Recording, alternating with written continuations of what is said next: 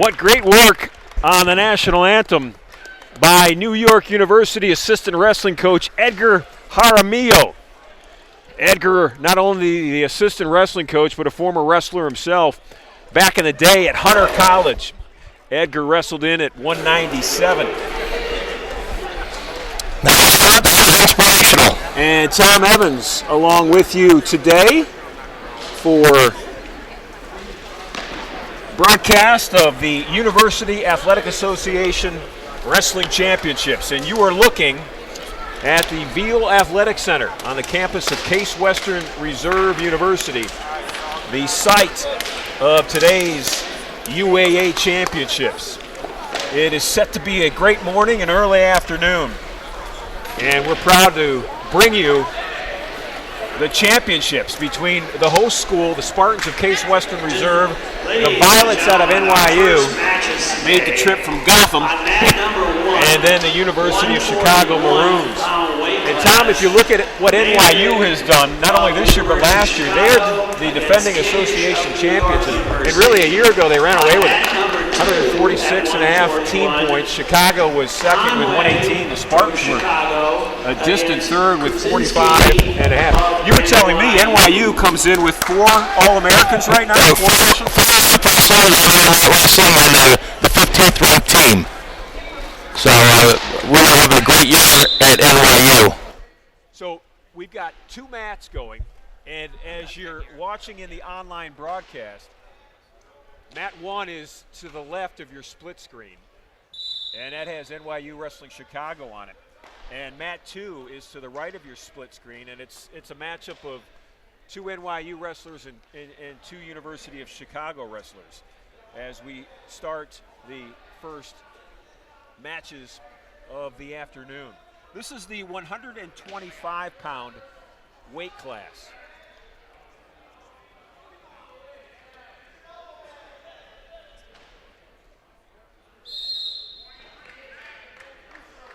And on mat 1, far left, you see this is Littman and Gordon. Mateo Littman of University of Chicago and Harrison Gordon of NYU.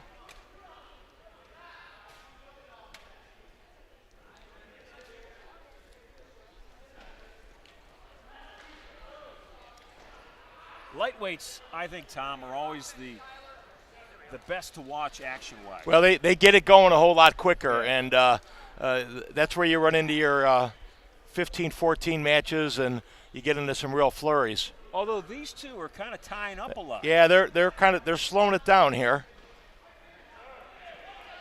I think the headset is about to come off. Gordon in on a singles, trying to elevate there. There's the trips kick. Across, gets his 3 takedown immediately into the crossbody ride and pressure in the head on Littman. Now, Tom, you got to be careful on that right too. If you get too over the top, you'll end up on your back. Yeah, and you see he's really got Littman extended right now. He's cranking on that head. Now he's getting back points on that. That's so close to a pin. That's going to come in moments, I think. He is locked in.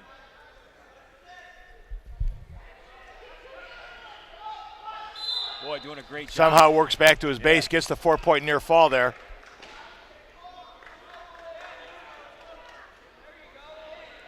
But right back into that power half again with the boot in. Wow.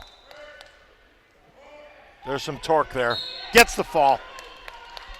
And that's quick work. NYU's Harrison Gordon with quick work in the opening period on mat 1. That took no time at all. If you look at what Gordon's done this year, he's been real good. That's his 24th win in 25 matches. I was going to say he comes in at 23-1 this year. Having a great season.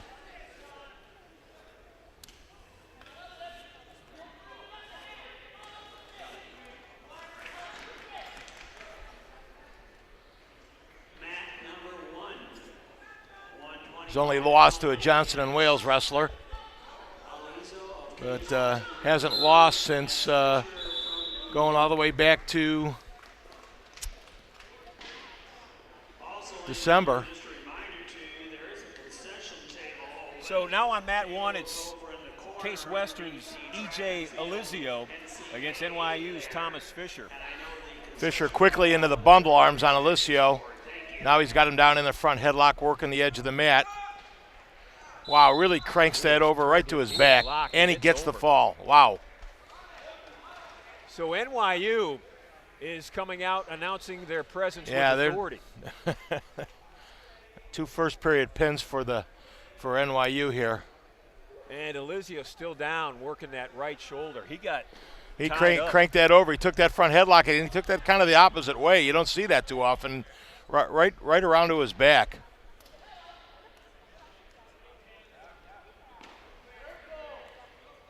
Fisher with his 7th win. He's only had, well, now 13 decisions on the year. He's 7-6 with that pin.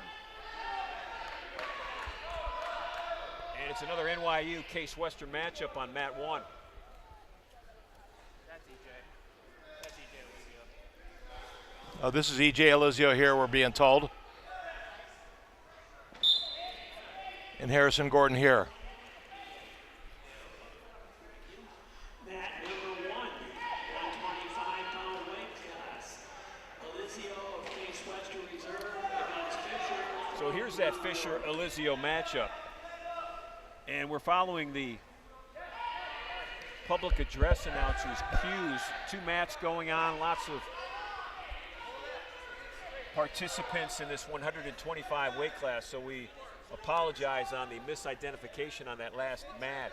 We got NYU and Case going on mat 2 as well.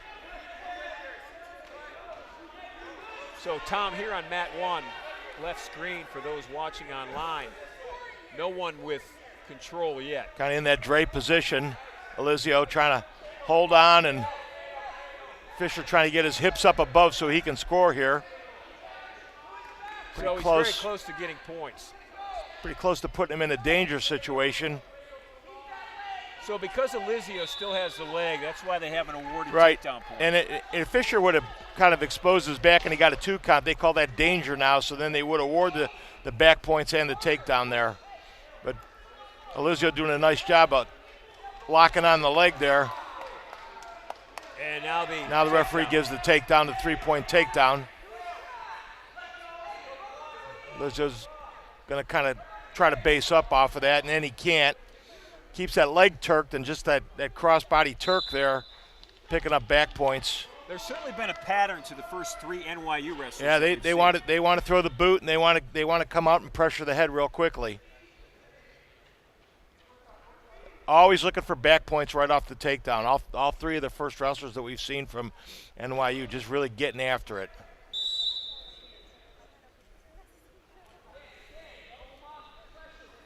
Potentially dangerous on mat 2. They're back up on their feet. The Maroons and the Violets on mat 2.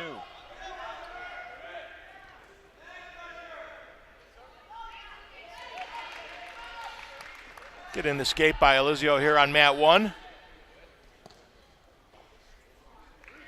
He trails 7-1 now. So if you're Elizio, Tom, you're looking to accomplish what here towards the end of this first period? Well, he'd like to get a takedown right near the end of the first period if he can, to not give the NYU wrestler the opportunity for the escape here. He's just trying to find something on his feet that'll work. Working into a Russian tie now, trying to get the angle on Fisher a little bit. Well, Fisher with a nice flipper shuck there to come around and get his 3. Elizio on the season 15-14 coming into the UAA Championships.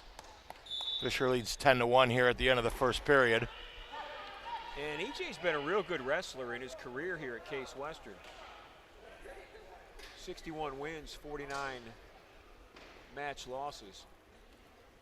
But he has his hands full right now with Thomas Fisher of NYU.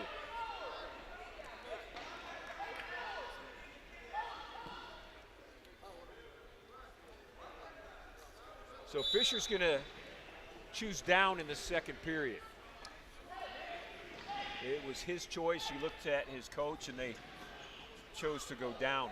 So, Tom, what goes into those decisions, do you think? Well, Whether they want to be up or down? Well, you almost look at it as a free point by taking the bottom position to get your one and then back on your feet. So that's like giving a point away, unless you're a real dominant top wrestler, and sometimes they'll choose top. This time, Fisher comes around for the reversal, gets his two, and he's got the leg lace, so he's immediately again looking for back points. Yeah, he reversed out of that one right into where he wanted to be. Obviously, likes to work the leg.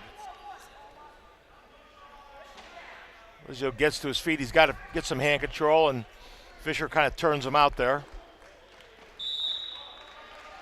In on the high crotch there, trying to finish this one off. Lizio nice deep on his shot. Yeah, that was a great quick. Fisher, nice job of just kind of squatting on that and really getting Lizio flat to the mat. Now he's trying to come around and get it. Now he gets his three. Another takedown there. Number 2, 165-pound weight class. Cheshire from Chicago against Garcia from New York. So if we go back to mat 2, and we'll let you know in advance, it's hard for Tom and I to see mat 2. We've got a collection of coaches and other staff in front of us, but it's the 165. And NYU in quickly again. Cheshire of Chicago. And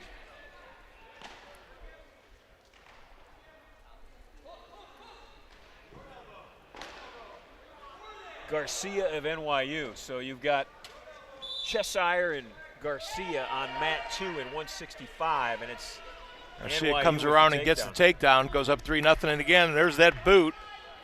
Quickly in, and pressure in the head of Cheshire. On mat 1, period close to coming to a close, the second period. Dominated by NYU. Fisher's got to be close to a tech fall here. Lizio chooses neutral for the third period.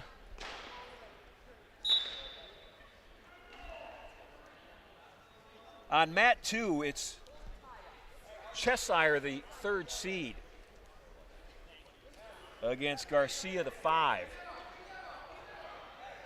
And both of those guys still kind of dancing with each other right now.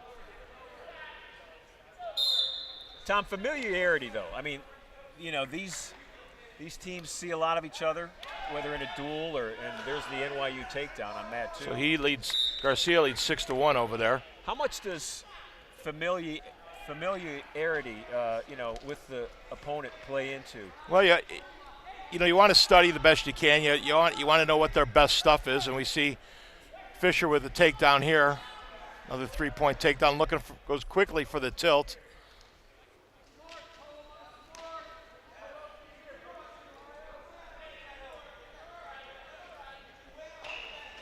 Certainly the book on NYU is they want to throw the boots.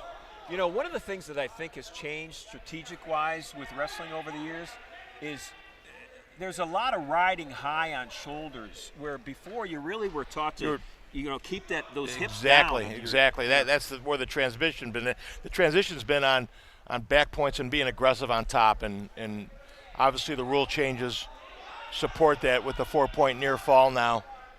They really want you to come up and try and turn people instead of ride people. We're not seeing those 2-1 matches in the NCAA like we used to so frequently. Garcia with the lead on mat 2, 6-1 over Cheshire UC. And that ends the bout on mat 1 with Fisher of NYU getting the win.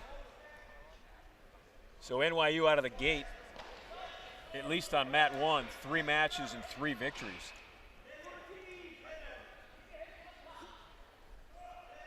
A year ago, this was all NYU.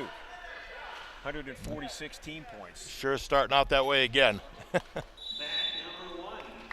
Tom pointed out 4 wrestlers currently ranked in the nation for NYU, and the team's ranked as well.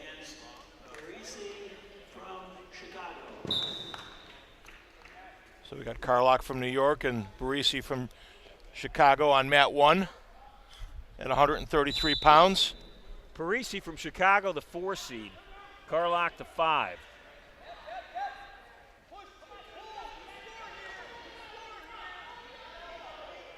James Carlock for NYU,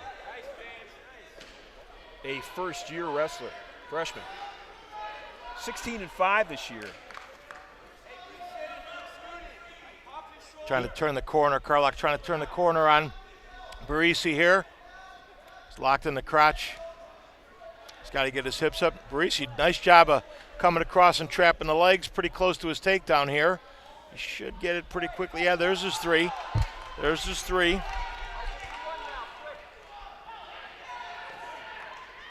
Parisi works up top and out front. Really kind of coming out to the side and pressuring hard forward. Trying to chop that near arm. Get to work offensively. Now he's in that claw ride.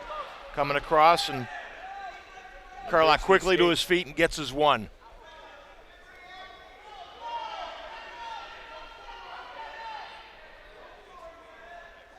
The battle for hand control, and Carlock with that single leg.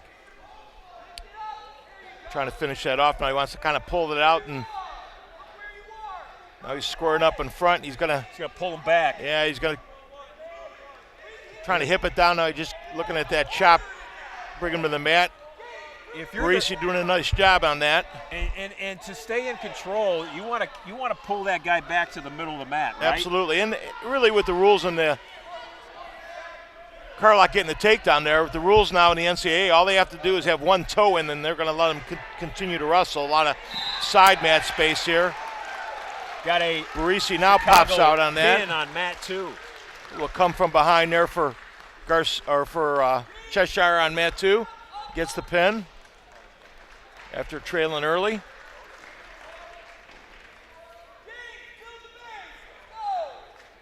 So Chicago with pinpoints for their team. And we'll have a second Chicago NYU matchup on mat 2. 125-pound weight class. Littman of Chicago against Gordon from New York. It's Littman and Gordon down here now.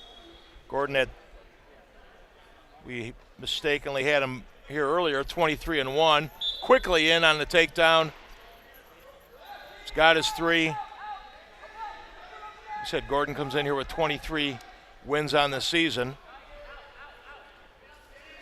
23 wins and a couple of tournament championships as well. He was first at the Ned McGinley invite and first at the Racket Rumble. Looking for the tilt right now. He's got the arm threaded up. It's no surprise the aggressive attack. When you're 23-1, you just want to take care of business, right? We already got a stalling warning on Littman over there. That's out of Gordon's aggressiveness. We are in the Veale Athletic Center on the campus of Case Western Reserve University. Back Gordon points. Has the tilt in there. Nice job there. He's got his 4. He's got to show the referee that he's going to free his hands up before he gets him awarded. Now he gets him awarded. Now he'll go back to work again with a 7-0 lead. So he's going to control the wrist and then keep pressure on the hips. And there's that crossbody ride that we've seen almost out of all the NYU wrestlers. Pull that ankle up.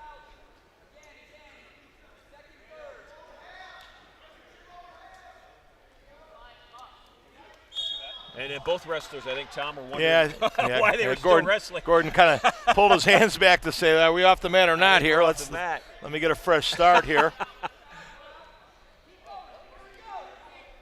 Carlock with the escape there on Barisi. Back in on the single. Again.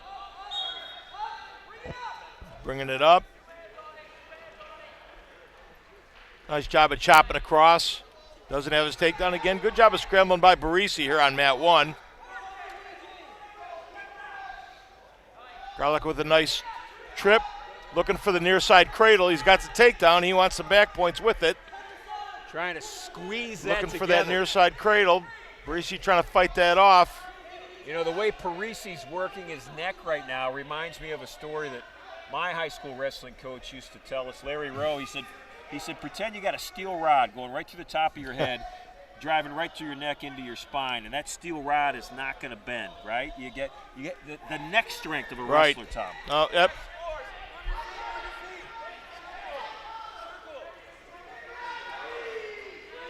And really, Parisi on the bottom is, he's going to give up the points, but he worked himself out of a bad situation. Yep. Back to his feet pretty quickly.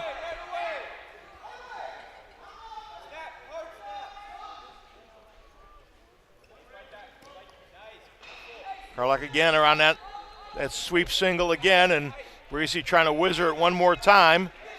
And again, here comes Carlock to his feet. Trying to finish it off. Period's about to end. Now he wants to jump into that cradle again. Can't free the whizzer out of there. He's around back. Referee does not award the takedown there. Simultaneous ends to both periods on mat 1 and 2. Gordon at 23-1 over on mat 2. Second period about to start there. It's Littman for Chicago and Gordon, the 1 seed. Gordon with the big lead on mat 2. The false start. Start him over again on Littman. So Carlock on mat 1 let Parisi up because he wants to do this, right? Take him exactly. Parisi does not have an answer for that single. This time he reaches across, picks up the ankle, gets his 3. Referee counting. He's got to work up off of that or pick up the stalling warning.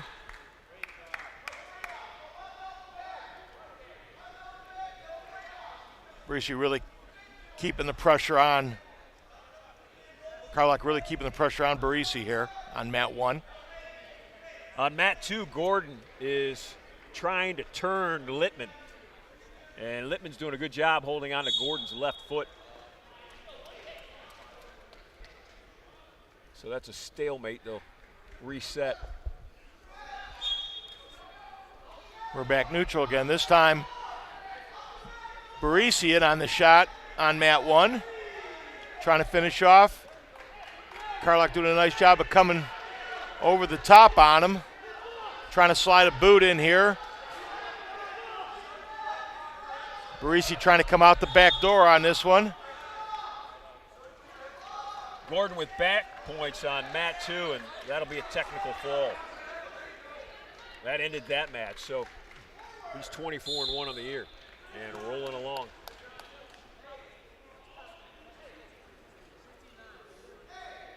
Mat number 2, 149-pound weight class. Gordon's been dominant. I'm looking back over his record this year. Lots of falls and technical falls, and maybe only 3 or 4 decisions on his resume for the year. So on mat 2 right now at 149 pounds, Robert Minden from Case and John Mariano from NYU. This is a middle seed matchup, 4 against the 5.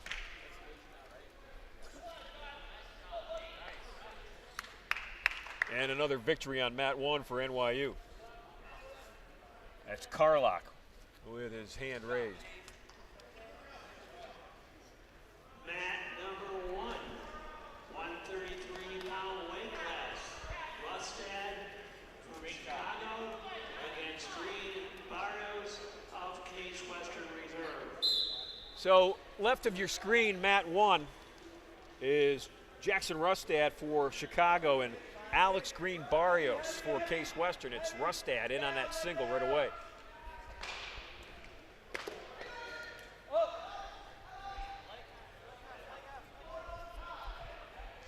Into the scramble position on mat 1 here.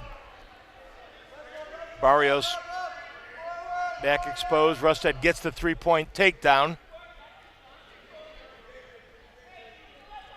On mat 2, you see Mariano trying to stand up and turn.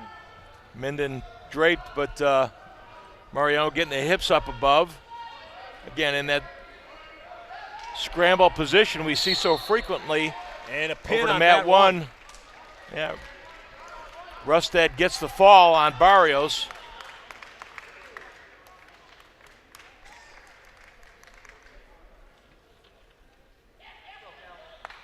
So Jackson Rustad, the 3 seed, 149-pound weight class. advances. Kai of Case Western Reserve against Saxton from Chicago. And quickly on mat 1 to replace, 149, it's Calvin Kai of Case Western against Cale Saxton for Chicago. Cale Sexton, a local product out of Avon, Ohio.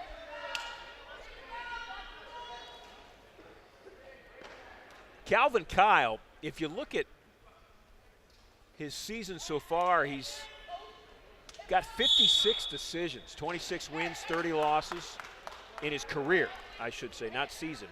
That'd be a lot of matches in one season. Sexton with the fireman's carry, kind of comes up behind, gets the 3-point takedown to take the early lead there.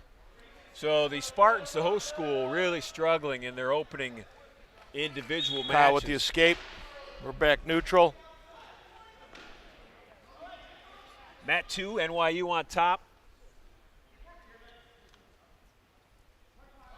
Mariano on top of Minden over there. Now he's got him on his back. Yeah, he's turned Picking up some back points here on mat 2.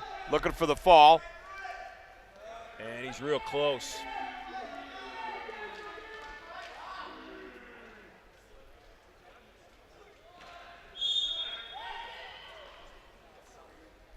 So they'll award 4 Pick back up a points. 4-point near fall there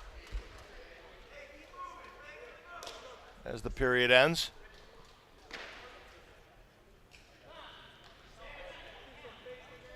Minden will start up. We're 3-1 on mat 1 here. Sexton ahead of Kyle.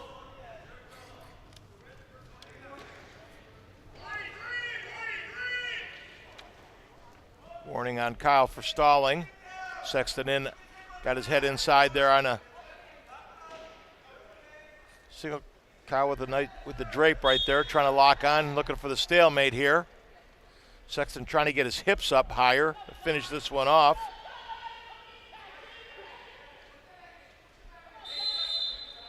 And there's your stalemate. Gets the stalemate. They'll go back to neutral in the center of the bout. And Minden trying to literally hold on to John Mariano. Mariano gets the escape. That's mat 2, Mariano and Minden.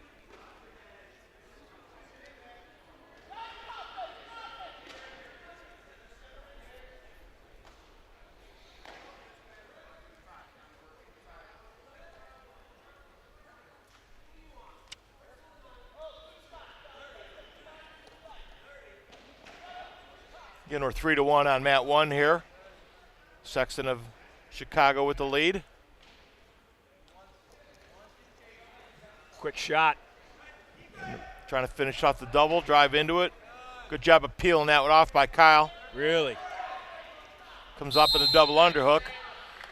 Action takes him off the mat. This is the 149-pound weight class on mat 1.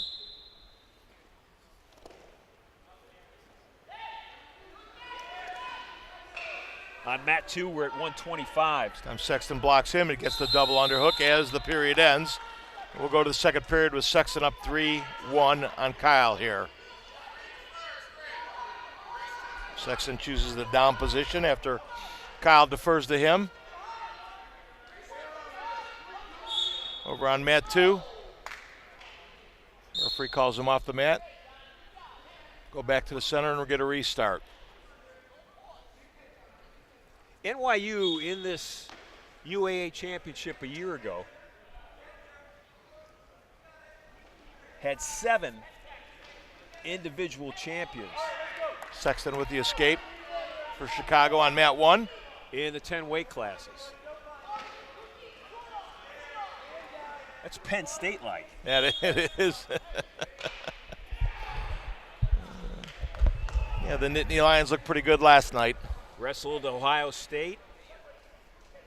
You know, we got a Cale wrestling on mat 1, and boy, the work that Gail Sanderson's done at Penn State. Yeah, unbelievable.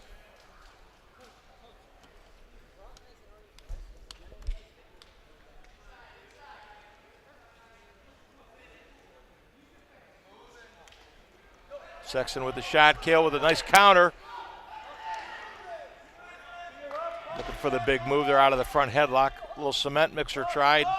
Misses on that. The balance on your feet, especially, and maybe, Tom, correct me if I'm wrong, maybe it's, it's universal from lightweight to heavyweight, but especially with the lightweights, their ability to adjust on their feet and keep their balance. Oh, is absolutely.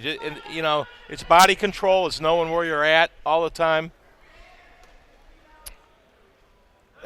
I talk about this frequently when people want to ask, because they know I'm a former football coach too, that they think about wrestling just for the big guys. I said it's as much for the little guys, because balance and body control for running backs and defensive backs Absolutely. is huge, and wrestling teaches you that, and it really hones those skills for you.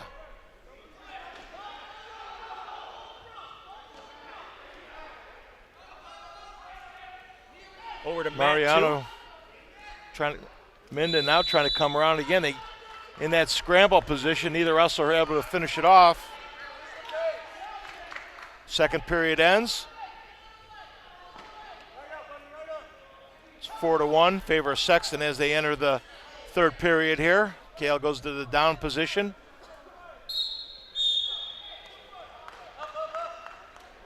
Stalemate on mat 2. Both wrestlers will start on their feet. Veale doing a nice job of pressure and back here. Got to get some hand control to come out. Sexton now comes up with that boot in. In with a little bit of a crab ride here.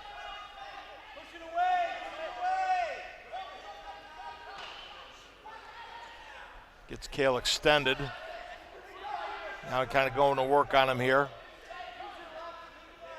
from that top position. Match on mat 2 is over, and it's another NYU victory. So that's Mariano with the win over there. over Minden.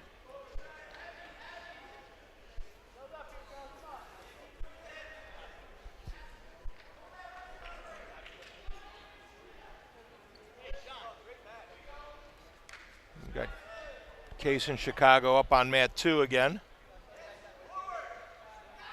Sexton looking for some back points, getting the count now. Number 2, 157-pound weight class. Conover from Case Western Reserve against Dunlawson from Chicago. So on mat 2, it's John Conover for Case Western and a quick pin for Chicago's Dan Gunslogson. That did not last long. Conover's work is done quickly. Gunslogson with the pin for Chicago. Wagner from Case Western Reserve Tom, against Kahn from New York. and jumping in on mat 2 is Thomas Wagner from Case, the 3 seed against Amar Khan for NYU. You've been around wrestling your entire life. You're a Hall of Famer, state of Ohio, National Hall of Famer, Wrestling Hall of Famer. As Chicago wins on mat 1. And you were around for the heyday of this Spartan wrestling program. Oh, in the absolutely. Bob Del Rosa days. Bob Del Rosa, had some great teams here. At Case Western Reserve, I had a former Cuyahoga Heights kid came over here to wrestle. Actually, Bob's daughter works at Cuyahoga Heights now as a intervention specialist. Their son was a tremendous wrestler at Nordonia High School, but Bob had some great teams here back in the 70s and into the 80s here at Case Western Reserve. The last All-American here at Case, and it's been a long time. It's been over 10 years. And it was back during the Bob Del Rosa days. It was Isaac Dukes in 2012. He was a national champ. So not only All-American, but national champ. But it's been a while. So gone through some coaching changes. David Shapiro over here now. Josh Malave was here for a little bit. Stepped back into the high school range as an athletic director. So on mat 1 on the left of your screen right now, we're in the 174-pound weight class. And it's Luka Babic for Case Western against Finn Eskeland of NYU.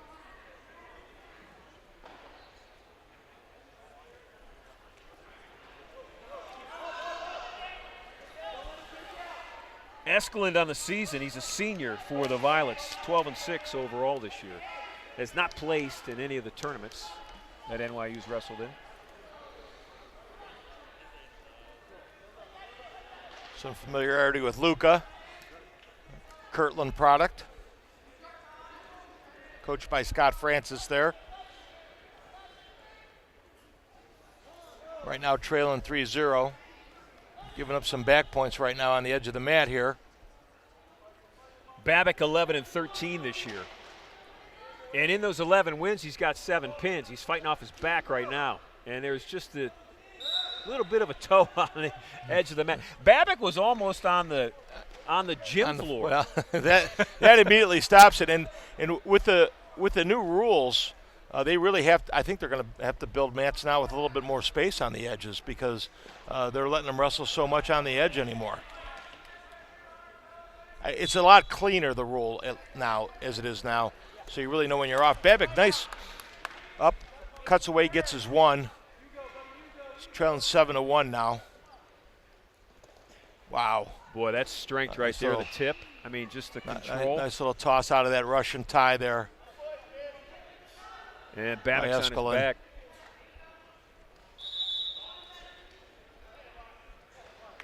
Another 4 back points. Makes it 14-1. Close to that tech fall. Brings that bar across the back now.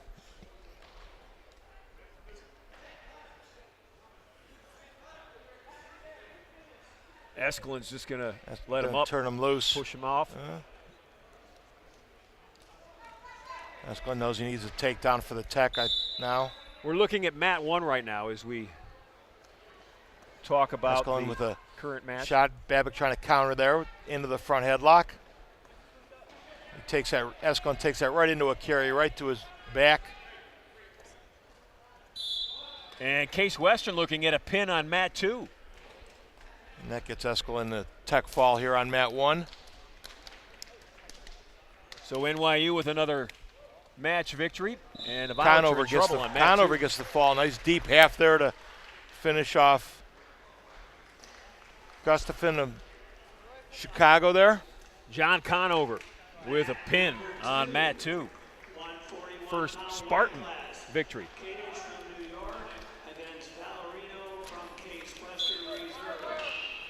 On the 141-pound mat 1, Sean Conway for Chicago against Mike Valerino from Case Western. Valerino, another Cleveland area product, wrestling for the Spartans. He was a shoreman at Avon Lake. Boy, what a family of wrestlers they have. Absolutely. Valerinos. Brother having a real nice season on the high school wrestling today in their conference championships for the Southwest Conference over at Elyria High School. Nice job of scrambling by Valerino back to his feet on Conway there. Mike on the year exclusively at 141. This is his second year wrestling for the Spartans, 13-18 on the season. A year ago, his first year at 133, he was 17-13. Nice year for a true freshman. Absolutely.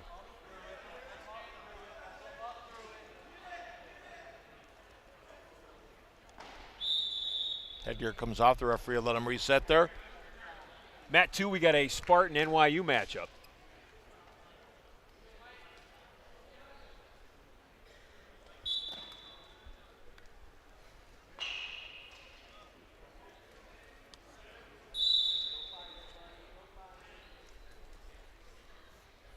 Mat 2 quickly into the Russian tie. Throws that by. Gets his 3-point takedown on the Spartan. So, you know, you've seen enough of NYU, Tom, to tell, is there a signature to their style that transcends all weight classes? Well, they work in close, and they love being in the ties. We see some Russian ties out of them, and a lot of work out of there. But, boy, very aggressive on their feet.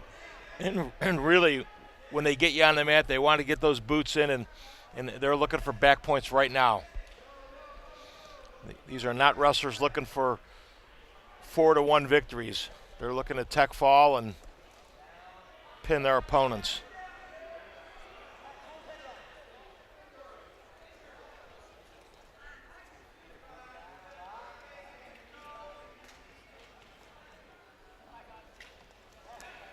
Ballerino back in on the single, trying to get an angle on Conway. Conway with kind of a gut wrench in there. Really making Ballerino carry his weight right now.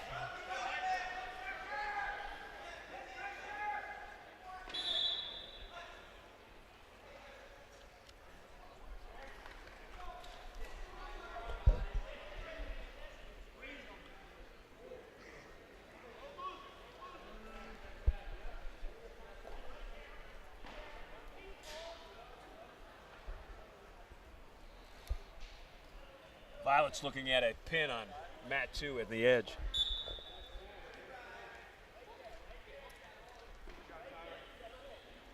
I think NYU, Thomas, has lost only one match. Yeah, so I far think in so. their I think you're wrestling. right.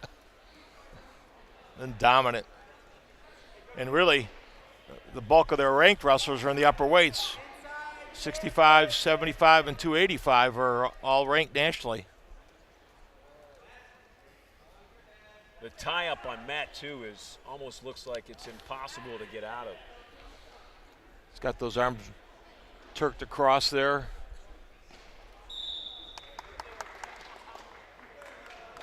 Second period starting here on mat 3, or mat 1 rather.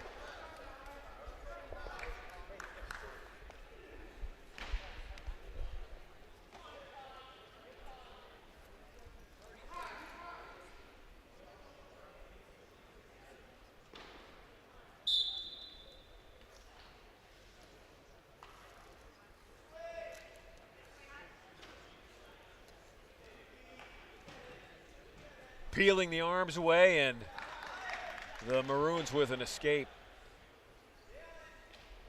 That peel, you know, off the hip. Yep. It's all about hand control. Yep. All about hand control.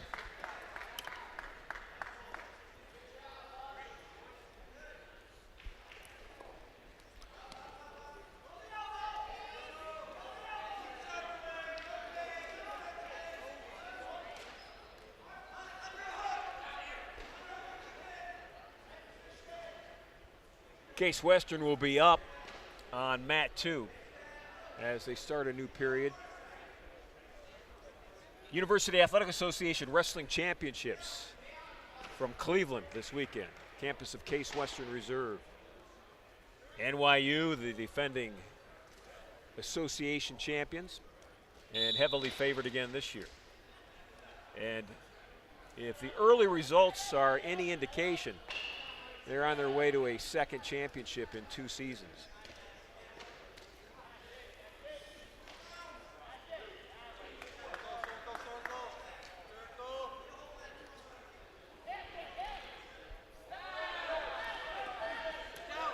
Spartans fighting off their back on mat 2.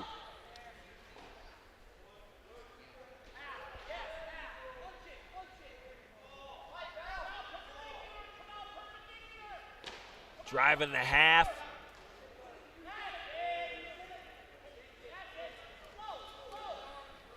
And here we go. Rolling out of it. Wow. That's a Houdini escape. You're not kidding. Back on his feet, back after him. On mat 1, the Spartans will be down to start this period. And back to mat 2. Violet's again in control. Although no takedown has been given. Now they're giving, yeah, the takedown's been given. Now they got back points.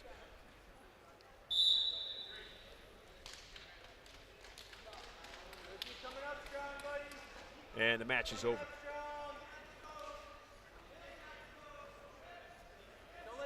So a technical fall on mat 2. And that was Ballerino for Case on mat 2 that lost by technical fall.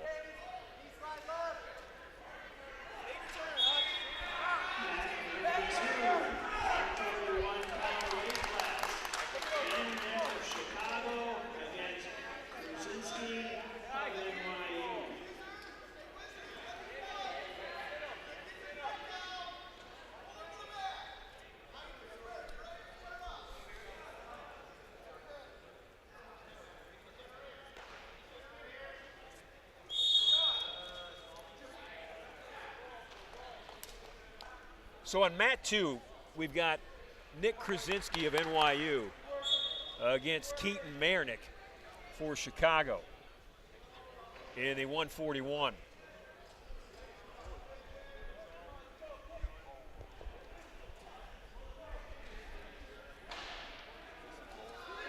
Nice single leg shot by Case Western on mat 1.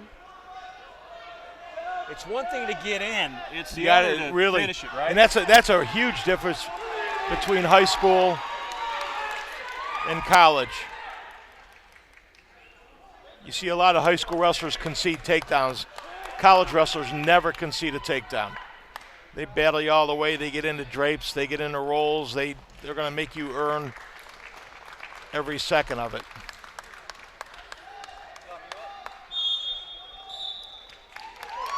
Case with the leg takedown gets the win here on mat 1. That's a significant victory for the Spartans. Dramatic ending. Mat number 1, 184-pound weight class. Commander of Case Western Reserve against Furman from New York.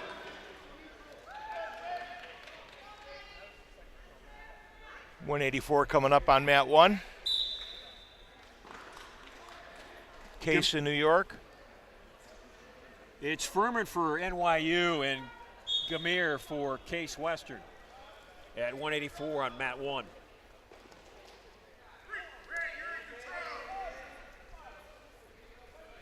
Matthew Gamir this year at 184 is 21-14. On mat 2, 141, Marnick of Chicago against Krasinski from New York.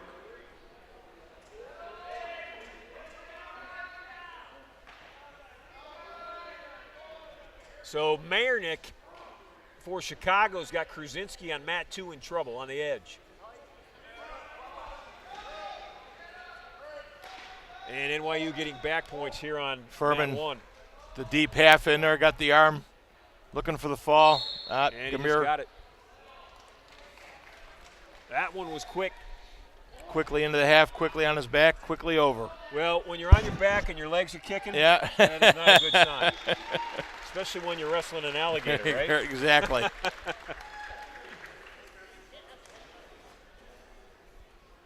And over on mat 2, the Maroons mat number 1, get a victory.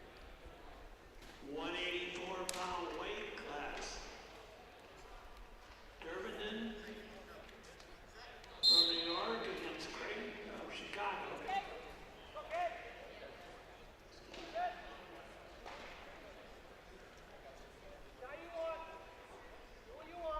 Mat number 2, 165-pound weight class. Khan from New York against Garcia from New York. Couple New York wrestlers going after each other on mat 2. Khan and Garcia. Khan, John Garcia. And then here on mat 1 in the 184 class, it's Dmitry Durbinov against Cade Creighton. Creighton from Chicago and Durbinenov from NYU. Tom, when you've got teammates wrestling against each other, I mean, you see each other, you know, all week long in the wrestling room. You're probably partners in all of the drills that you're doing. And then you wrestle off against each other in a UAA, you know, championship tournament. What's that like? There's no secrets. There's no secrets, but you kind of throw all that aside because this is a chance to win a conference championship, maybe a chance to solidify yourself in the lineup a little bit because they're a week away from their pre-regionals, and I think you want to finish strong. So they'll put all that aside to get it done here. That's happening on mat 2. Heavily taped on mat 1 is Durbinenov. And I'm talking about his left arm, his left elbow. That looks to me as if he's had an elbow separation at some point in time this year. That's the way he kind of looks like he has that that brace on it. So this is the 184-pound weight class, and we're starting to see, although these two active, I think, you know, not just, you know, locking on each other's necks. Kind of feeling each other out a little bit here. Gurbanenov certainly limited with that arm. He's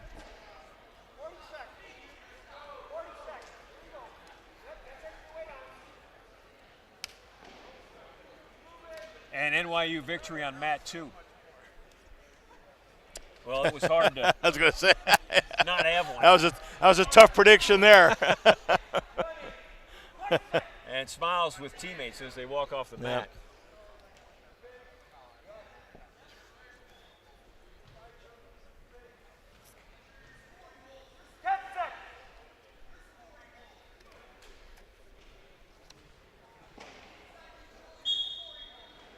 Got Chicago NYU on mat 2. It's like 97-pounders over there.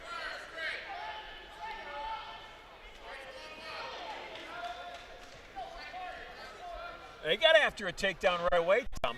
There wasn't much dancing.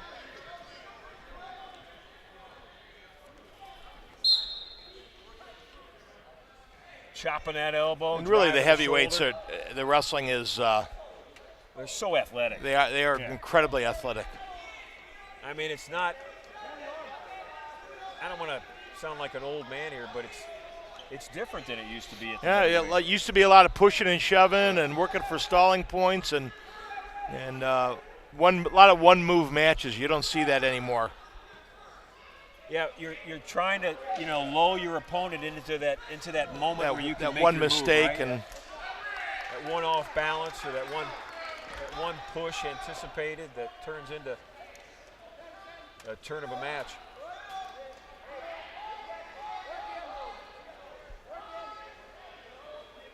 Do you like the weight class differentiation as you advance in the upper weights? I wish they were a little bit more like high school and maybe had like a low 190s and maybe a 215 or a 220 and then the big boys. Okay. But college is always going to stay with the 10 weight classes and they try to spread them out as evenly as possible.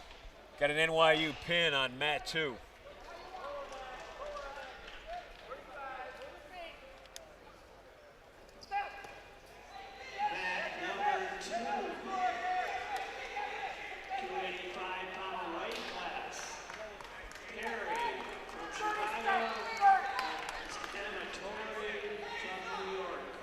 So on mat 2, speaking of the bigs, the 285-pound weight class, you've got Edward Perry for Chicago, and Perry's the 1 seed against Jimmy Amatori of NYU. And Amatori right away on a single leg. Trying to finish with the toes there. They go off onto the floor. Hustle back to the center.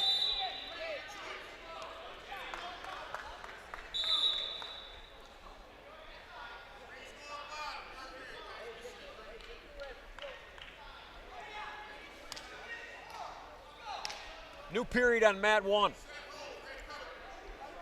It's Durbanenov and Creighton. Durbanenov for NYU, he's on the bottom right now. Quickly to his feet, hand control, got his 1. 184 on mat 1, 285 on mat 2. Big boys working the center of the mat.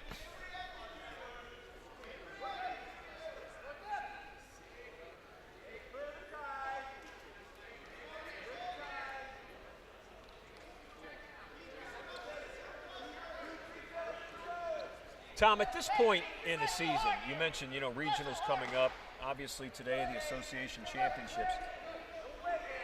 Is every wrestler typically, battling with some type of injury? Yeah, absolutely. Whether you're a starter or not, just from being in the room, just the grind, these guys get after it. You just look at the physical condition of these guys, and they battle, and And even the non-starters are wrestling in a lot of open tournaments where they're wrestling as an open wrestler. That's why you see some of these guys coming in with 30 and 40 matches. I know the Suma was just at Baldwin Wallace a couple weeks ago, and that's, you can enter as many wrestlers as you want over there. And that's what it's about. It's about getting matches so you can get better. Yeah, if you don't have a bang or a bruise and this time of year, You probably haven't been wrestling yeah, enough. you haven't been on the mat enough, yeah. Trying to dig in on that single leg is Creighton here on mat 1. And fighting him all the way to his back is Durbanenoff. Creighton gets a takedown. Looking for back points here. Late It's a in the 1 period. count. Doesn't get a second count there. Gets another 1 count. Trying to grab that wrist. And the period's over. And Creighton with a late win Late takedown for the win there. for Chicago. Mat number 1, 197-pound weight class. Marinas from Chicago against De Rosa from New York. So on mat 1, in the 197, you've got for Chicago, Gunnar Garias. And for NYU, Anthony DeRosa.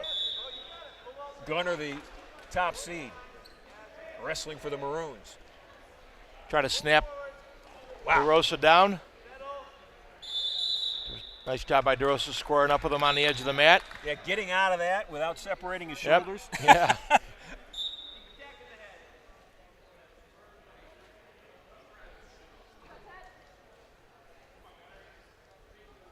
Mat 1's 197. Mat 2 is 285. Rios looking to pick the knee there. Doesn't get it.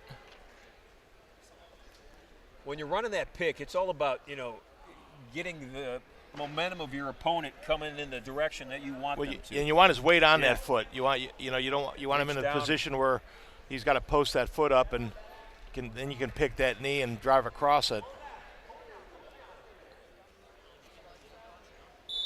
Garias working the front headlock hard on him now. Spins behind and gets his 3 on DeRosa. Goes up 3-0.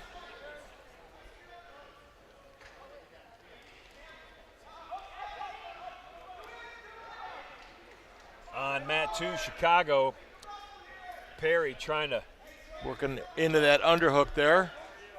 and here's where that little, There's that, looking for that pick looking for that there. one mistake, right? Yeah, right looking there. for, right. Kind of crank that underhook, looking for that knee pick, looking for him to post that foot. Garias now with that boot in, trying to pressure across the back of DeRosa here, looking for some back points. Picking up some riding time in the process.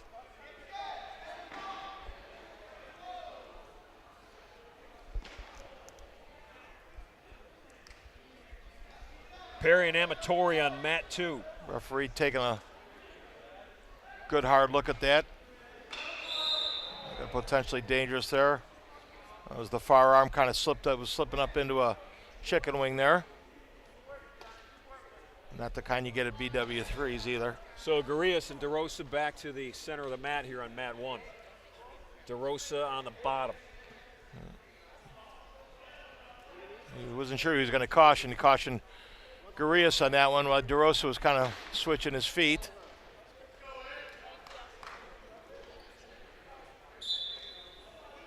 Not much has changed on mat 2. Boot And the straight in there 285. for Garias. Really pressuring hard. I'm not sure what the potentially dangerous was that time. I think Garias wants to know too.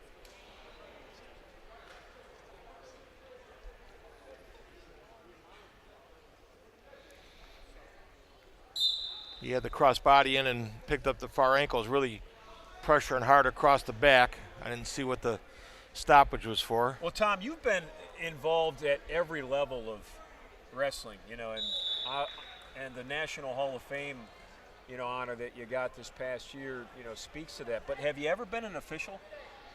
For a brief period. When I moved into administration, I thought, well, I'll get my license and I'll do some middle school stuff, and I did for a year. But I really felt that it wasn't the best use of my time. I thought I could help people out by working at tournaments and helping run tournaments, and that's really where I ended up here as a school administrator. I worked my way around and help with a lot of help running a sectional next week and a district 2 weeks after here in Ohio on the high school level. So Right. it really, I have a lot of fun with that.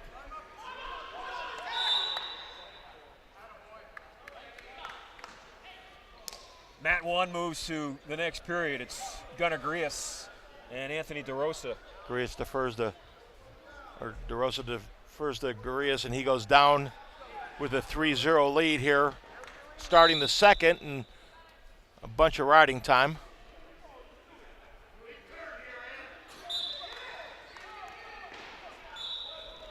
Gurias, nice job of pressuring back into DeRosa. On mat 2 at 285, they remain on feet, both. Gurias to his feet and gets his escape to go up 4-0.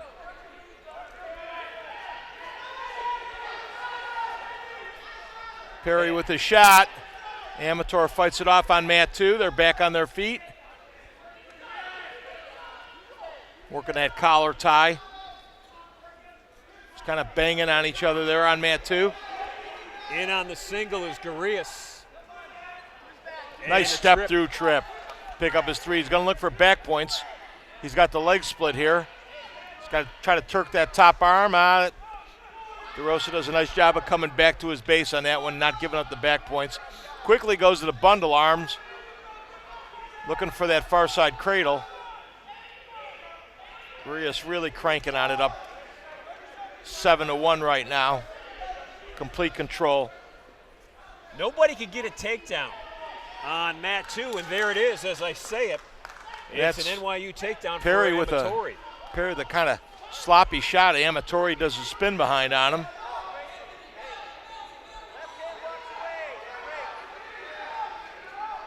Gurias has really changed the vibe of his match on mat 1. This has been a dominating period for him. And they'll come back to the middle on mat 2.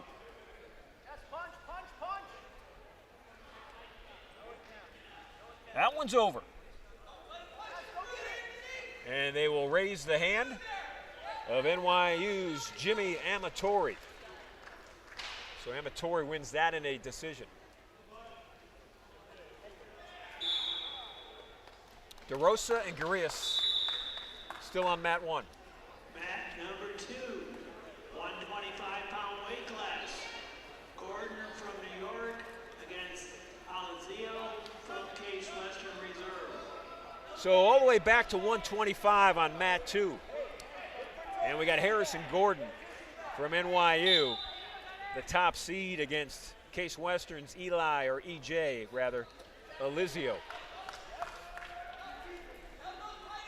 And Gordon wastes no time. Gordon won his first match just maybe half hour ago, Tom, to improve to 24-1. And when you're wrestling in a round robin style tournament, if you can get quick work, Yeah, good, right? that's right. Get off the mat, get rested. That's what the coaches are telling you. Gordon wrestled his first 2 years at Johnson & Wales and transferred to NYU this year. 53-11 on his career. And DeRosa trying to fight off Gurias his back right now. Is it Gurias' back points? They want the danger position. That's you hear the coaches calling. They gave him 3 near fall, or 3 takedown, and 3 near fall. So both wrestlers looking over at the clock right now. Gurias has got to be close to a tech fall here. And Gordon's close to a pin on mat 2. Gordon and Alizio of Case Western. Gordon from NYU, he's on top.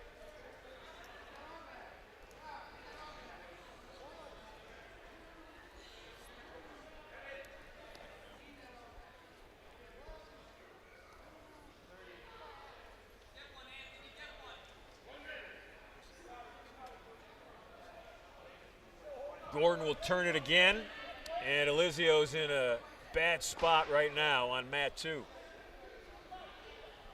NYU 13-6 as a team on the season. Gordon trying to drive that right shoulder blade of Elizio down right now, and EJ's just trying to keep it up, and he does not. So there's a pin for Gordon, first period pin. So 2 in the books for the number 1 seed, both of them quick.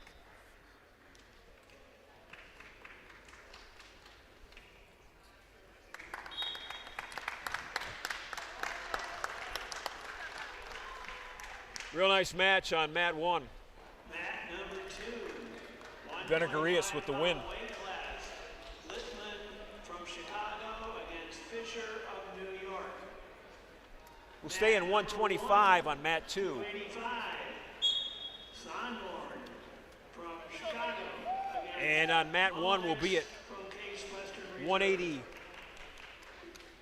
or 285 rather. Sanborn of Chicago, or that's NYU we got here. And Mullinex of Case. So Cole Mullinex for Case Western and Bennett Sonborn for NYU. And then over on mat 2, it's Littman for Chicago against Fisher of NYU. And Fisher with takedown points.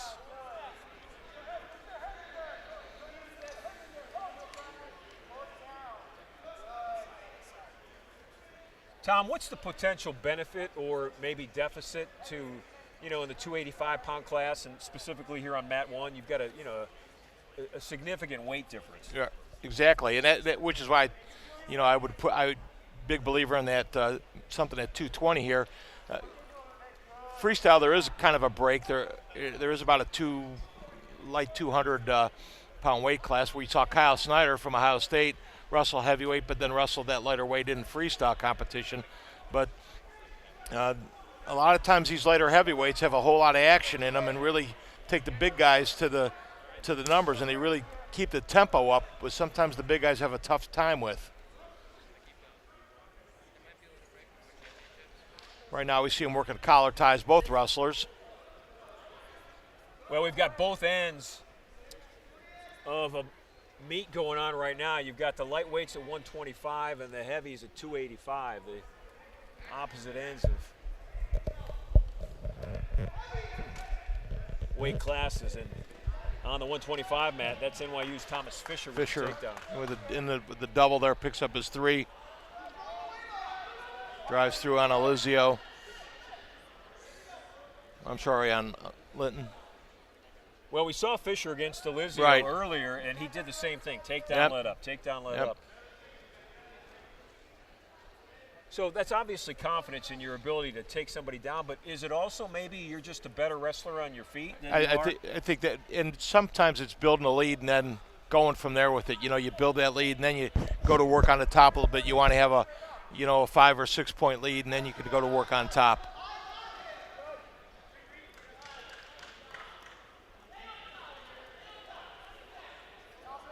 Fisher is building that commanding lead on his way to a technical fall on mat 2. The only points Littman's getting right now. I think what it does is it allows you to be a little bit more aggressive on top too, because you're not afraid of giving up the escape, because you know that you can take them down. You're okay on your feet. First period close to an end here on mat 1, and the first period just ended on mat 2. A lot of pushing and shoving going on here on mat 1.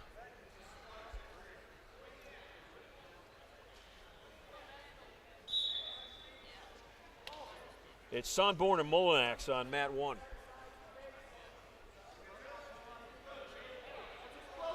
Mullinex chooses the down position to start the second period. Sonborn looks over to his corner. So Sonborn just going to push him out here? That's what I'm curious here, because I didn't see a lot of action on their feet in the first period, so I wouldn't think he'd do that. I think you want to try and make him work off the bottom a little bit, and he does. He tries to chop that arm, flatten him out. So with this significant differential in weight for Sonborn on top right now, how does he keep Mullinex down? Well, you see right there, he's trying to crawl, and we've seen this from all the NYU wrestlers. They want to get a boot in. And Sonborn wants to get a boot in right now, and just, you see, he's got the hips covered on Mullinex. Got a 2-on-1 trap there with the arm. And that's a lot of work for a big guy underneath. Now he laces the leg in, and he's really going to keep some pressure on Molinex. Well, that hip pressure is important, right? Absolutely. If he can get that leg, if he can get that boot in, he'll really pressure him. But you see him just trying to do a cheap little tilt there with that arm across, waiting for Molinex to pop his hips up. Boom, Molinex right back down to the mat. Good job by Sanborn on working on top. Stalemate on mat 2. They'll come back to the middle. See, Molinex, Sanborn's doing what he wants here. He's keeping Molinex working forward. Molinex really needs to get some back pressure. Now he's got that bar across the back of the arm. Now he's got a chance to get his hips up. Missed an opportunity to get to his feet there. Well, I think you're right about the amount of work that is, Molinex looks a little tired He's right wearing him out right now. Yeah. Sanborn's really kind of wearing him out right now. And picking up riding time as well. Now he gets to his feet. He's got some hand control, trying to peel away, gets his one. So I can't see the clock to see how close we got to riding time or not, but Molinex does get his escape. So both mats on their feet right now.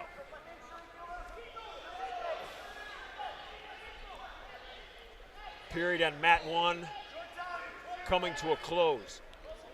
So Sanborn's got riding time right now. Late escape by Molinex. So Sanborn needs the it's the third period. Yeah, third period. Yeah. And Referee Molinex flipping looked at again. the official and said, hey, What are we doing? I just spent time on Yeah, the bottom, yeah. fella. Yep.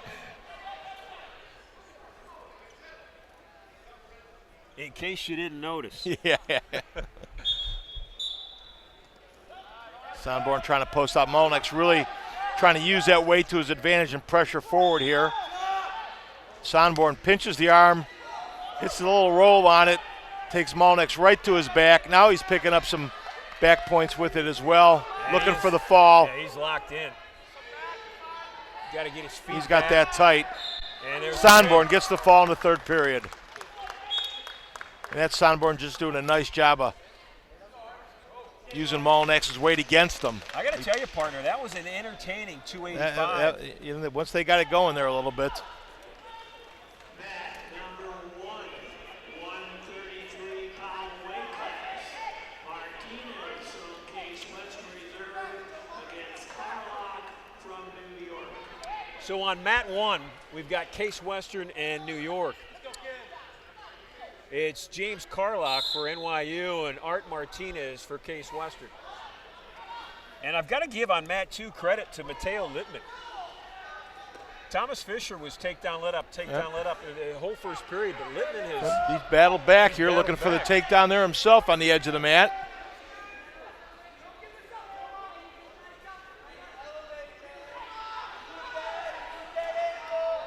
This is Carlock trying to keep that ankle. He's got the legs Martinez laced there. tied up, yeah. Martinez, nice job of holding on there, not giving up the takedown. You're in the stalemate, so they'll come back to the middle. Yeah.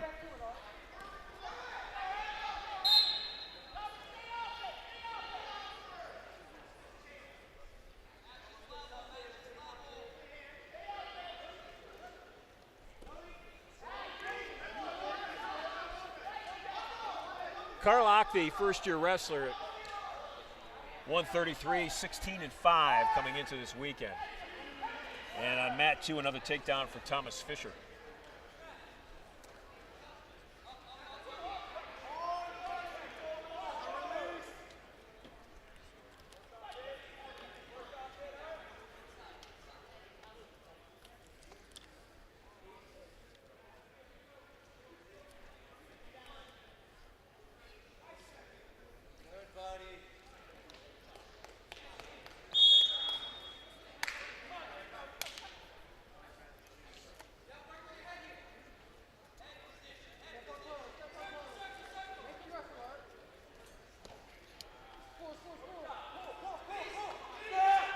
Martinez, Working the front headlock. Fisher a winner on mat 2. His day continues on the winning side. Nice spin behind by Martinez there to get the takedown. Go up 3-0 on Carlock.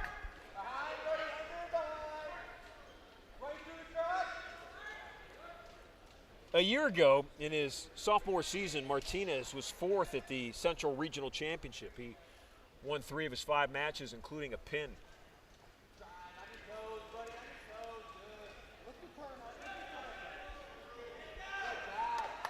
Art's the number 1 seed in the 133.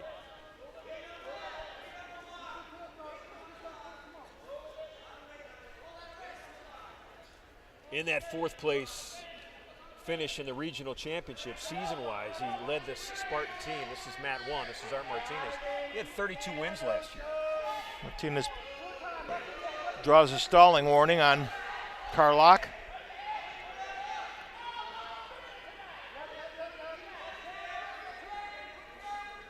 Martinez coming off a 4-1 Adrian Invitational Open.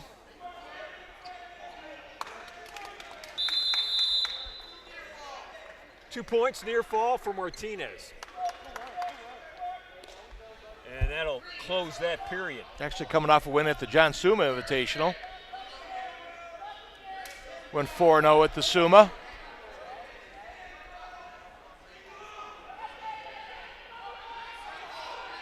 NYU and Chicago on mat 2.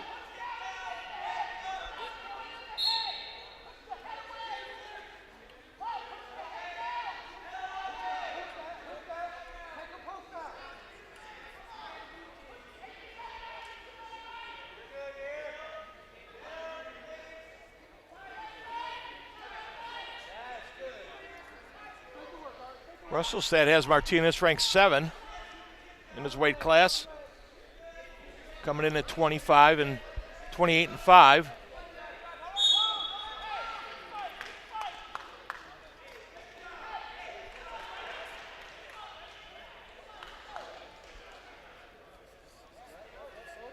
Gonna look for the tilt. Hear the coach telling him to load it up. Trying to get that 2-on-1 tight to the waist there. Look for the tilt. Really pressuring hard. Now he goes in that claw ride, looking for the lift. He almost had it. And he wanted that lift to get the tilt across. Carlock turns out, gets the escape.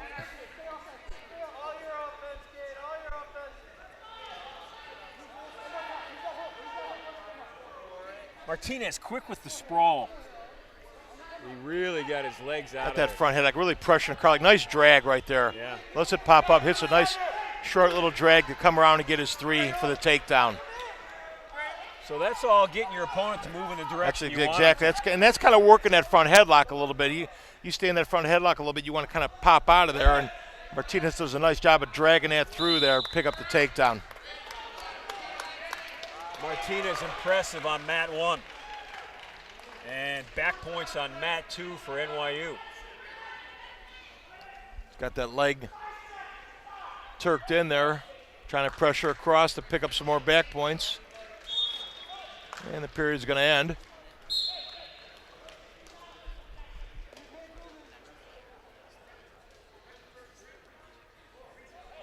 Chicago wrestler defers the second period. Defers the third, and NYU goes down. And this one's over on mat 1. Nice job by Martinez. Well, I thought it was over. End of the I cannot see the scoreboard, so I don't know what the differential is. We're at a disadvantage. The clocks and the scores are not facing us. Boy, Chicago with the cradle locked up on mat 2, trying to get him rocked up. He's got that cradle locked up.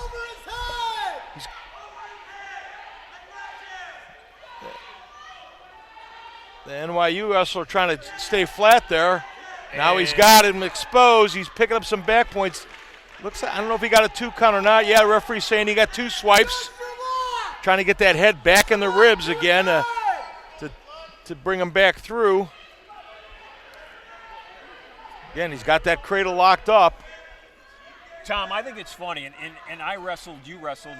The people shouting instructions to the wrestlers on the mat, I never heard anybody but my coach. That was the only person I heard. I used to tell people as a coach, I was pretty verbose, But that was more for me than it was for anybody else. Yeah. So. I mean, you're so locked in. Yep. I mean, you are so locked in as a wrestler because you know that one faulty move or one moment of, not paying attention, it could cost you the match.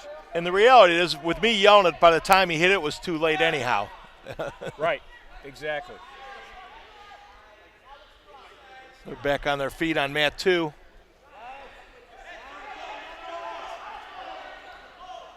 Well, the beauty of the sport, one of several, is there's just no let up. Whether it's 6 minutes, 8 minutes, however long you're out there, there's, it's flexing every muscle in your body for that entire time. Just keep coming at you. Yep.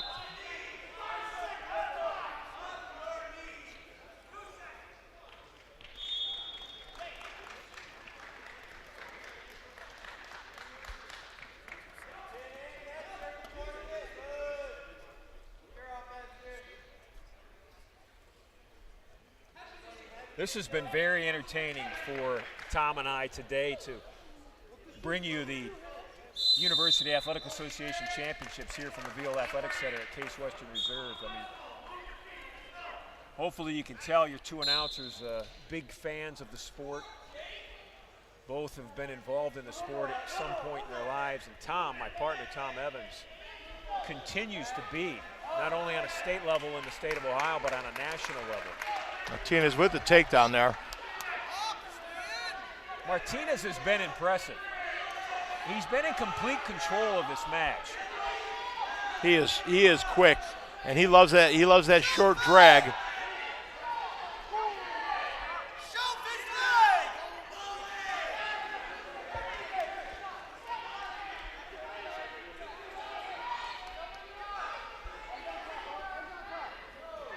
Martinez with the underhook this time. Do you think you see lightweights do that more than they have ever? The underhook, right? That pressure inside. Yeah, and because there's so many options off of that. If you can get in tight, you can work some of those picks, and there's some trips and there's some step throughs. You see Carlock trying to take it into a fireman's carry there. Well, Martinez's pressure on Carlock's shoulders really is a great defense. Yep. And Martinez is going to win.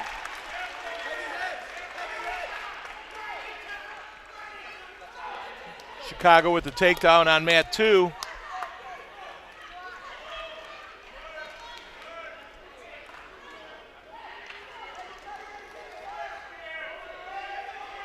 NYU with the escape.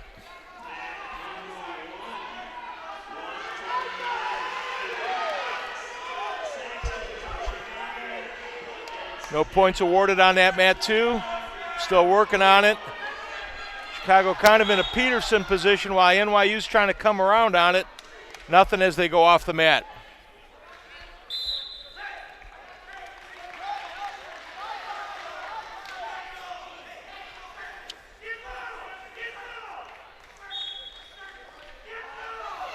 My partner doing a good job of scrambling around to find out what matches are up. Some of the weight classes are bracketed, some of them are round robin.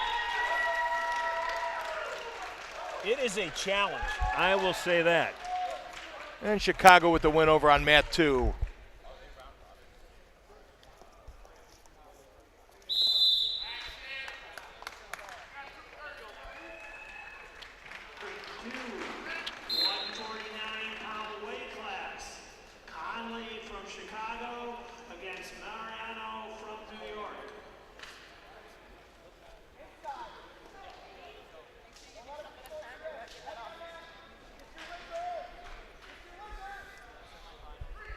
Conley from Chicago, Mariano from New York, 149 pounds starting on mat 2.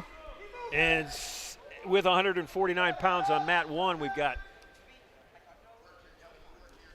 Saxon for Chicago. He's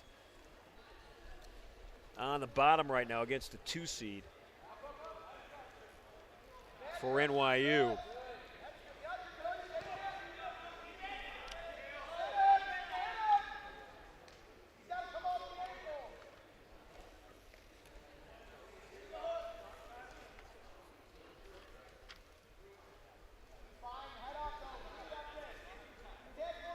Napolitana. Vincenzo Napolitana is on top on mat 1. at 149. Vincenzo Napolitano.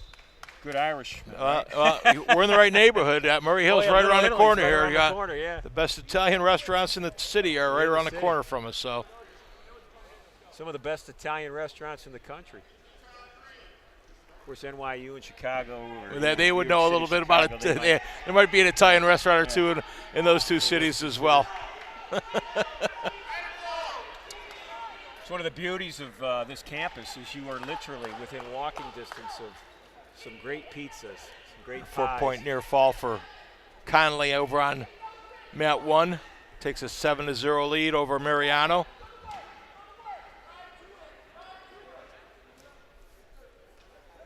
Conley, the 1 seed for Chicago. Turns out He's on Mariano. his feet. They're back on their feet.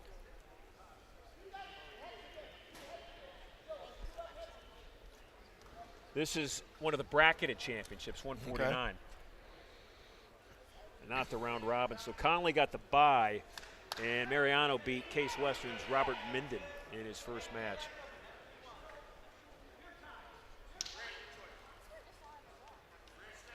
Saxton for Chicago on the bottom on mat 1 got a opening round bye. Or actually, Saxton beat Calvin Kai for Case Western. It was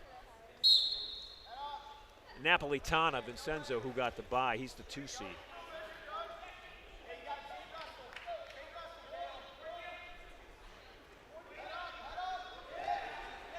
Winners of these 2 matches on mat 1 and mat 2 in the 149 will face each other for the championship. And it's Saxton trying to get out of. I thought he was out. I thought he had the escape, but Napolitano Trying to step through and bring him back to the mat. Does. It's going to make referee giving the count there, making him work up on that. And he's out. Now Sexton gets his kick out there for a point. Go back to neutral in the center.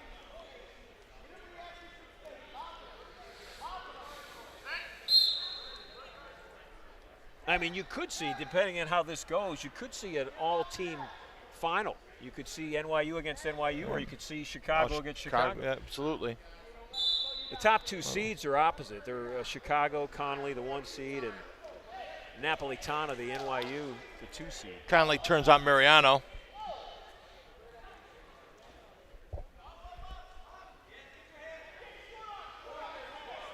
Nice job of blocking and coming with the reshot. Period end on mat 1. Takedown for Mariano on Conley now. And that's on mat 2.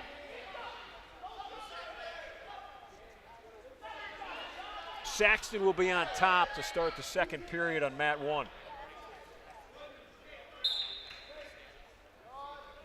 Conley gets his escape. Back neutral.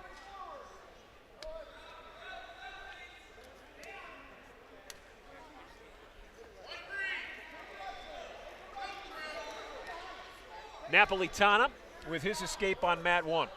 So everybody's on their feet right now on both mats. Move your feet, Cal. On your feet's not a bad place to be. Nope.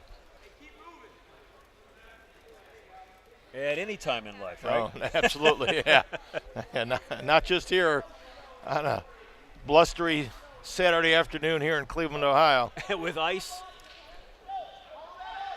I've been off my feet a couple of times with the ice this winter. It's not been friendly to my 60-year-old body.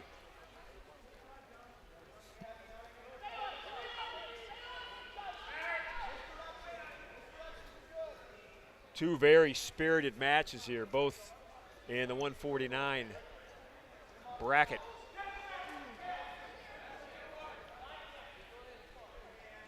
I think on both mats, there's a certain level of respect that each wrestler is showing each other. Absolutely, they're now. not a little more cautious about shots. Really, Napolitano is kind of forces him off the mat there. Back to the center for a restart. Sexton with a low shot, trying to come out the back door on it. Napolitano's got Saxton's ankle. And he's going to try to hold on to that. Saxton's trying to come through here.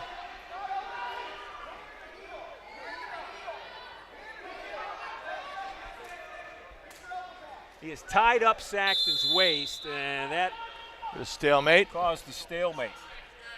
Period's almost over. New period starting on mat 2.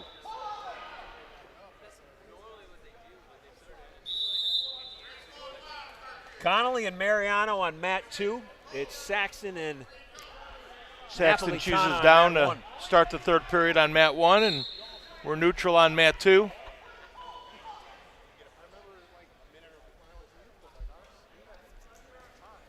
Nice duck under by Mariano. Doesn't have the takedown yet. Can't bring Conley to the mat. Now he does. Gets his 3. And on mat 1, Napolitano kept Saxton underneath him. Boy, it took Cale Saxton high in the air.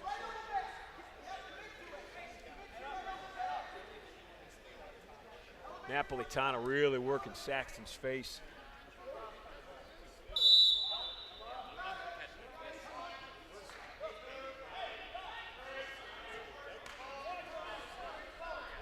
Really looking at the WrestleStat rankings, Mariano's ranked 48th and Napolitano's ranked 40 or 47th. Mariano and Napolitano's ranked 48th, so both sophomores. Mariano 8-5, Napolitano 10-7. Energy on mat 2. On the edge. NYU wants a takedown. It has not been given. And Chicago just trying to get off the mat, and he does. So nice job by Conley avoiding the takedown. Mariano's wondering, what do I have to do to get takedown points? And that match is over. And it will be Conley who will advance. So Conley is on to the championship round, the 1 seed from Chicago.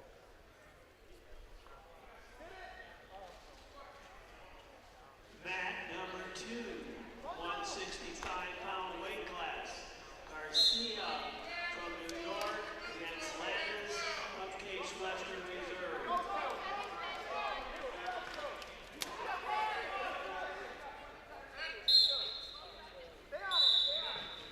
So starting on mat 2 at 165 right now, that screen on your right, if you're watching the online broadcast, is 165. And it's John Garcia for NYU and Marty Landis for Case Western. And this one's over on mat 1. Napolitano from NYU, the winner. So the top 2 seeds in 149 have both advanced to the championship final. Krasinski from New York against Valerino of Case Western Reserve.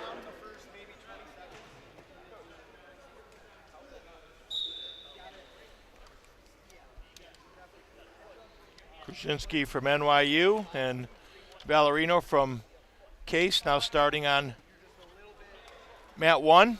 At 141. Garcia of NYU and Landis of Case on mat 2.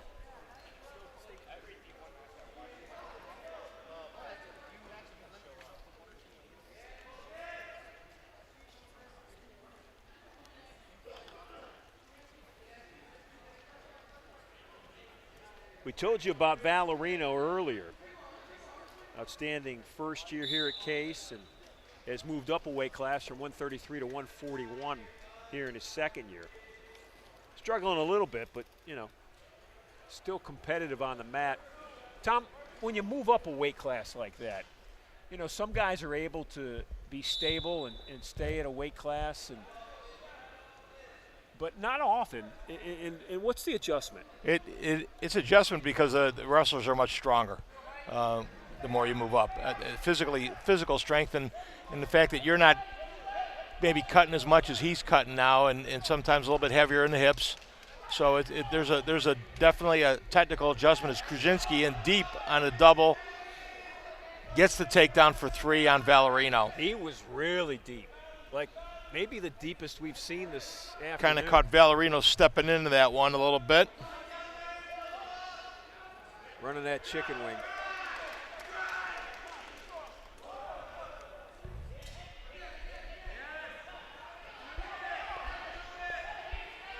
Kruszinski really trying to run that bar. He's got it in deep here. Yeah, you run that arm bar with, weight over the shoulders like that, it's hard to get out of. He's got Valerino stretched out too. We've got back points coming on mat 2. Really some torque on that shoulder there by Kruszinski. It's Marty Landis on mat 2. Takedown for... And now it's a reversal for John Takedown for Garcia. Landis, and Garcia gets the reversal. And Valerino's in trouble on mat 1. Kruszinski gets the turn with that bar. Looking for the fall. Not able to settle, rolls through on it. Picks up 4 on the near fall. Take a 7-0 lead over Valerino of Case. Period ends on mat 2.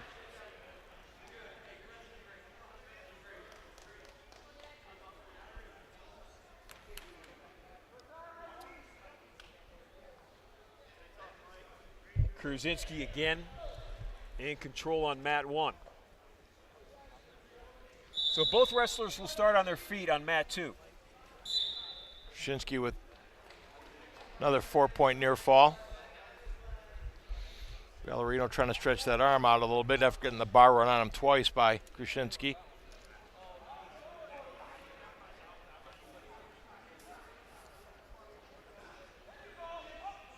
Landis avoids the double leg attempt. Now he grabs the single.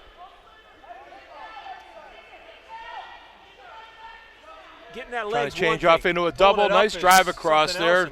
Get 3 points on the takedown for Landis. Nice And job of back driving points. that. And he catches that leg. Yeah, he's got him turned.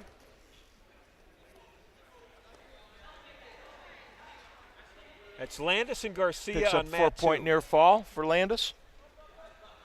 And Valerino try to kick a single leg. Kruszinski doing a nice job staying balanced. I mean, that's strength and balance on display right now on mat 1. And as you take a look at him right now, there's a physical difference between Valerino and Kruszinski too, size-wise.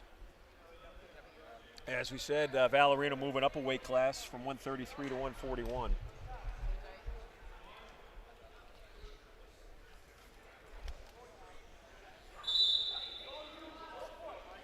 Kruszinski for NYU, and at the beginning of this month had 12 match wins in 16. Boy, really driving that knee, twisting that knee on mat 2. And 3 more points, and it's a technical fall for Marty Landis. So Marty gets the victory on mat 2. Spartan over the NYU Violet.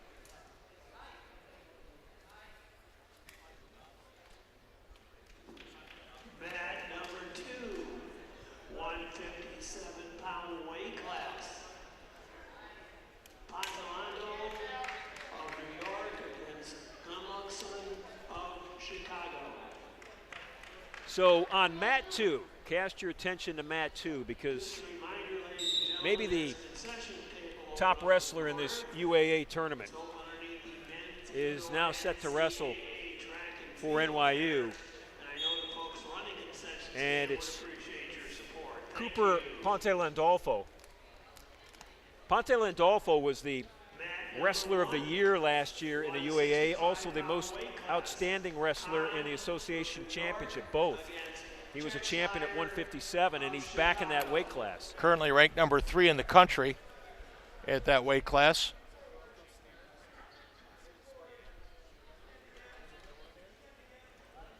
(23-0). He has not made a mistake. He's on mat 2.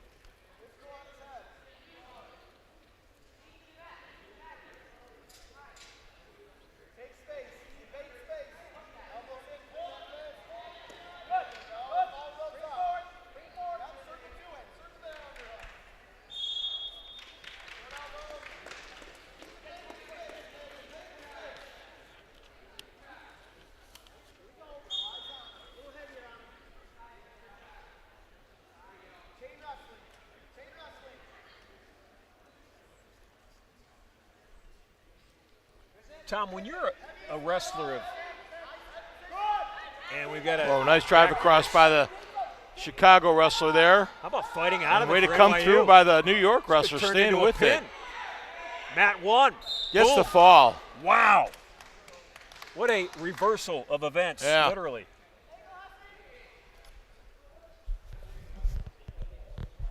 So pin for the Violets on Matt 1. So let's go back to Ponte Landolfo for a second. When you're 23-0, when you're ranked 3rd in the country, when you're Wrestler of the Year in your association, Joseph from Chicago. there's an added pressure to all of that, isn't there? I mean, Yep. everybody's giving you your best shot. You feel like you can't let people down, not only yourself but your teammates, and you know, you don't want to lose. Well, you know, but I don't know that wrestlers look at it that way. Okay. It's a really a different mindset. It's like, you know, I'm and I don't know Pentel and Dolfo, but I got to believe that he's the guy that says, "Well, come get me." You know, I've earned everything I've gotten. If you think you got it, you come get me. Yeah, confidence is obviously Yep. at a high point. Gets the takedown there. Well, I Got the believe leg lace. too, there's just a mutual respect among wrestlers. I mean, you know, they breathe the same air. Absolutely, They yep. know the same pain. Yep. And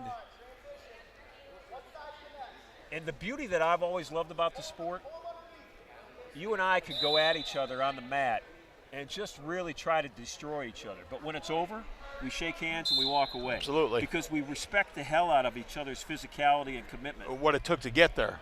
You know, the work and effort Yeah. that goes into it. Discipline. Pentel and Dolfo picked up some back points there. You know, that crossbar across the face is just, I think, one of the most effective weapons. Yep. If you want to capture your opponent's attention, that's one way to do it. I mean, just a whack. Right Yep. And then, you know, you squeeze it. And you find out what his nose is made of.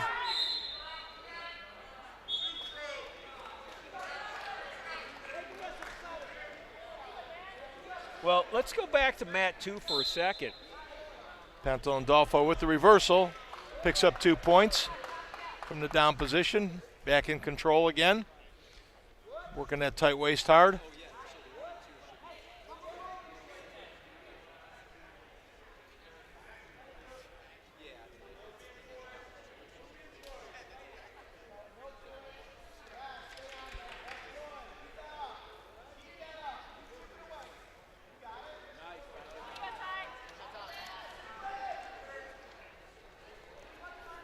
Gunlogson doing his best to hang in right now. And Pantel Landolfo is going to get back points. He's going to get 4 more.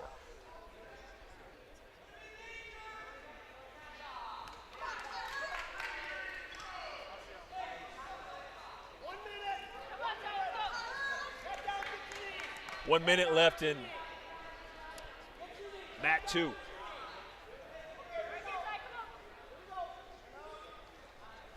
More back points. I would imagine the technical fall. Yeah, is we're soon. getting pretty close over there. We got 4 more.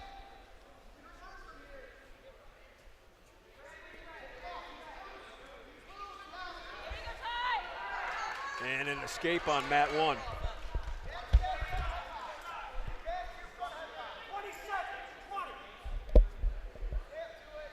Neutral on mat 1. Pentel and Dolfo finishing up on mat 2.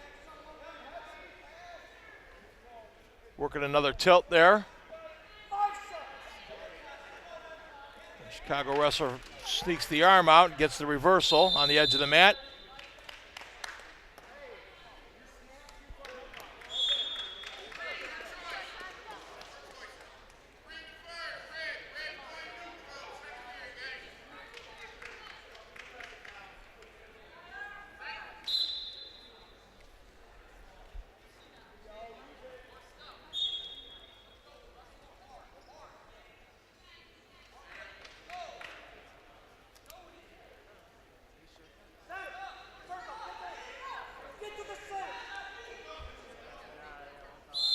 We're neutral on mat 2.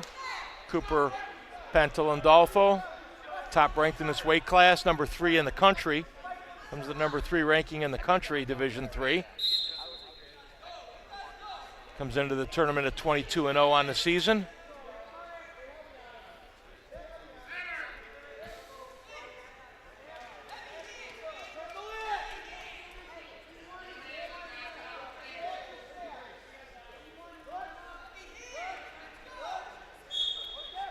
Three-point takedown for Pantalandolfo.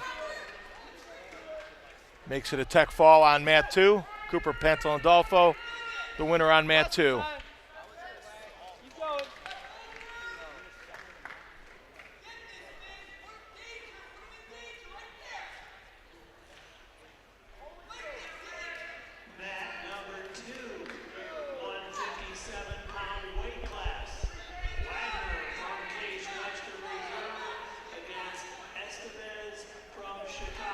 So after the Pantalandolfo win on mat 2, will stay in weight class 157.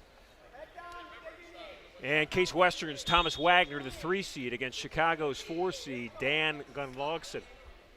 And that's just started on mat 2.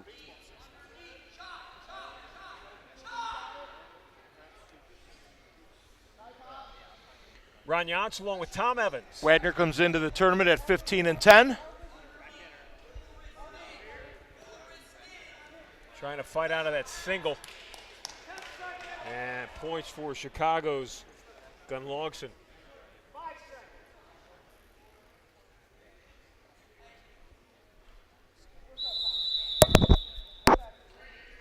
Gunlogson, well, that's Darian Estevez, isn't it? They announced Estevez. Oh, I'm sorry. Darian Estevez for Chicago. Estevez is a senior, comes in at 7-1 on the season. And he's the 2 seed in this tournament. He got the bye in that first round, and Wagner beat Amar Khan from NYU to get to this point.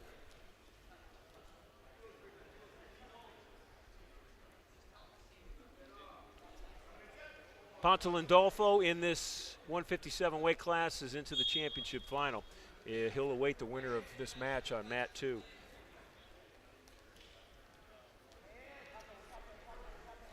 Estevez with the early 3-0 lead.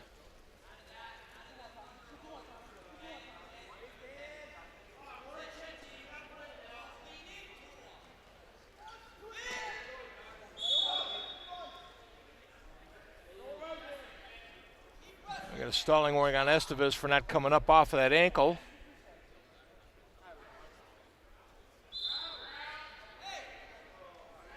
And they're off the mat on mat 1.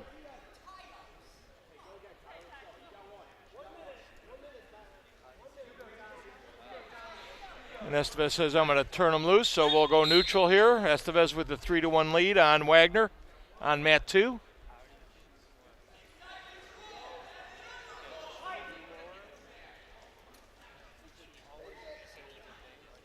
Last year in the 165 weight class, Tom, Darian Estevez won the UAA. He's dropped down a weight class to 157 this year. He's a solid 157 pounder, that's for sure. Get into a little bit of a scramble. Estevez trying to finish off. Wagner kind of shoot through on the legs there. No points yet on the takedown. Wagner holding onto the leg. Estevez trying to work behind. Estevez picking up the ankle. Got Wagner to his hip.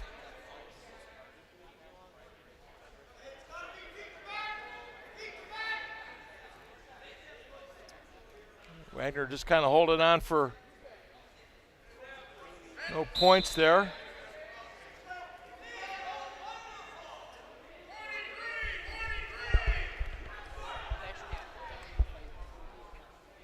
Estevez now gets behind, kicks the leg free, picks up another 3, goes ahead 6-1 on Wagner.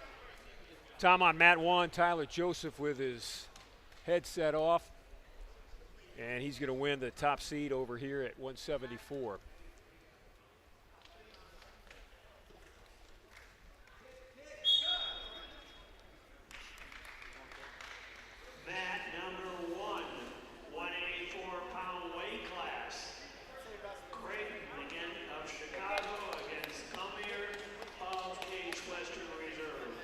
So on mat 1, you've got Matthew Gummer from Case Western against Kay Creighton for Chicago. That's on mat 1 right now. Creighton with a quick 3 and release. Takes a 3-1 lead in the first 10 seconds of the bout there on Gamir.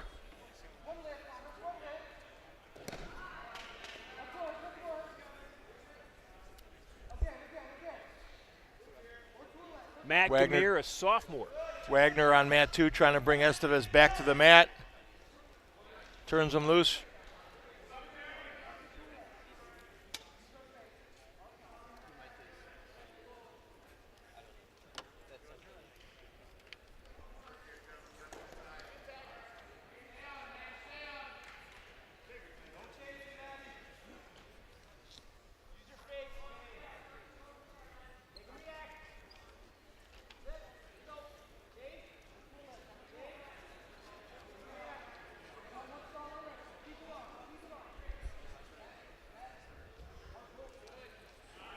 Estevez with just a straight shot bully double for the takedown on Wagner. Yeah, bully's on the mat right 2. word, right? I mean, Yep. that was just a bull rush. That's just the old bully double there.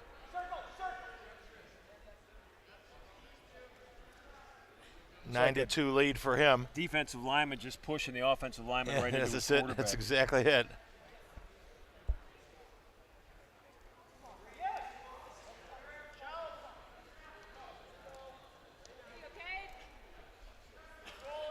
Gamir trying to fight out of that single. They have yet to give a takedown. And takedown points just awarded on mat 1. Creighton with the second takedown.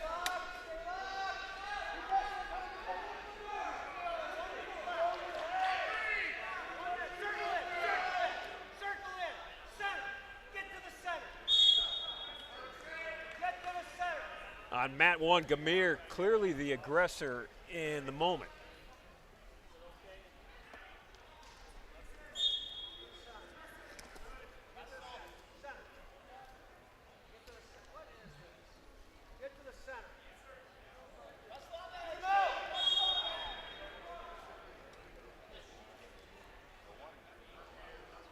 Tom, and a friend of ours, an official had said to us when you and I went to the Ohio State-Purdue duel, if you wrestle on the edge, you're leaving the match in my hands. Yep. As an official. Right. If you wrestle in the middle, the match is in your hands. You guys decided.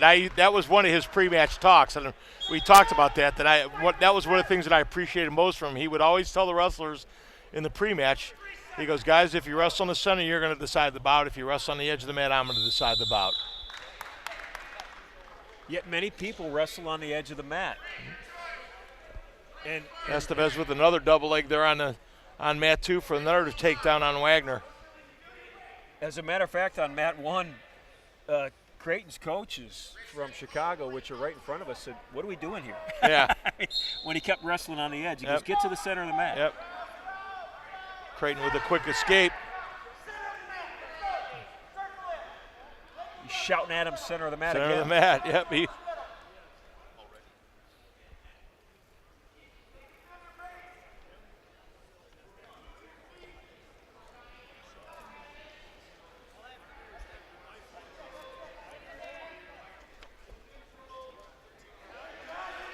Wagner trying to pull in Estevez's left leg.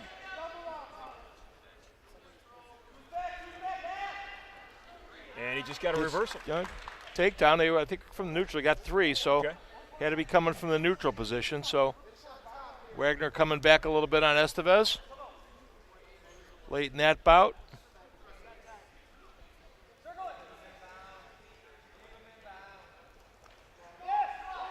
Creighton with a long shot, not much of a setup. Gamir with a chance to sprawl on him there, work him a little bit, peels him back up to his feet. Now got his arms bundled, goes into a Russian tie. Creighton comes out of that clean.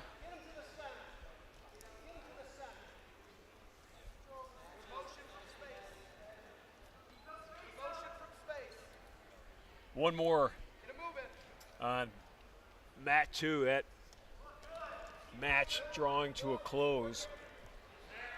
Estevez and Wagner.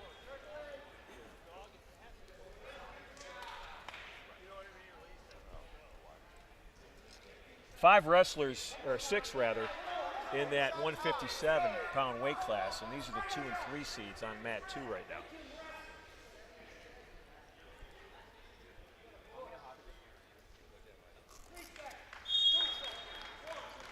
And that match is over. Riding time extra point for Estevez as he gets the win. So Darian Estevez from the University of Chicago will knock off Thomas Wagner of Case Western, and Estevez advances to a championship final. Both him and Ponte Landolfo. 174-pound weight class. Crutchley from Case Western Reserve against Veale from New York.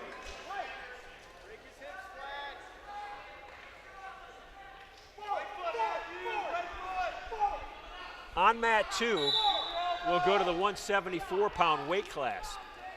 And wearing the colors of Case Western is Chase Crutchley. And for NYU, it's Nikki Bell. That's on mat 2 at 174. Bell comes in at 17-7.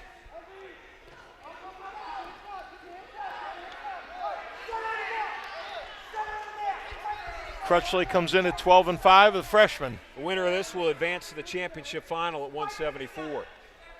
Bell here with a bye, and Crutchley knocked off Lynott for Chicago. Bell quickly in the lead, 3-0.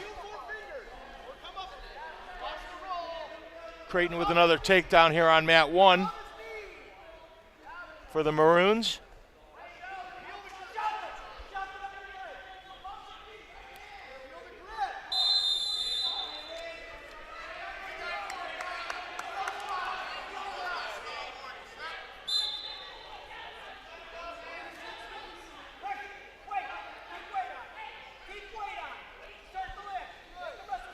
Kamir trying to pick up the tempo here on Creighton. Matthew Gamir, Case Western on mat 1.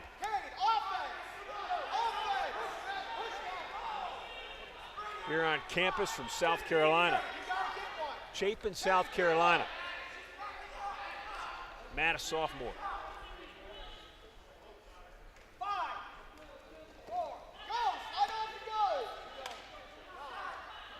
Creighton's tough to get in on. Yep. Good defense. Nice sprawl, good quickness. And they'll Creighton will raise get his the win there. Creighton will win in that round robin at 184. Back to mat 2 at 174. It's Crutchley and Bell. 184-pound weight class. Urban Yemen from New York against Furman, also from New York. So a couple of NYU wrestlers going at it here on mat 1 at 184. Trent Furman, the number 1 seed, is wrestling his teammate. And that would be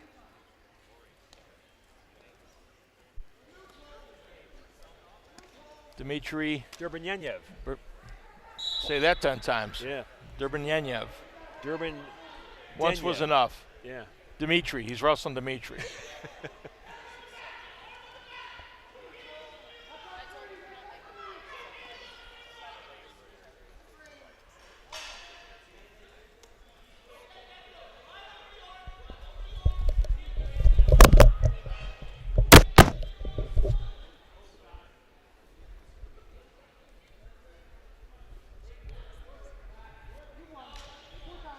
Crutchley and Bell back on mat 2. And that period coming to a close, and it does.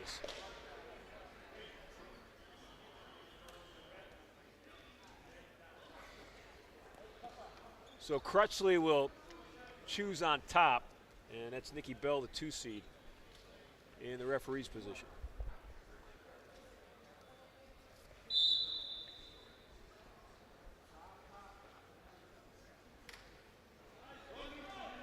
Ron Yance and Tom Evans along with you today from the Veale Athletic Center on the campus of Case Western Reserve University, home this year to the UAA Championships.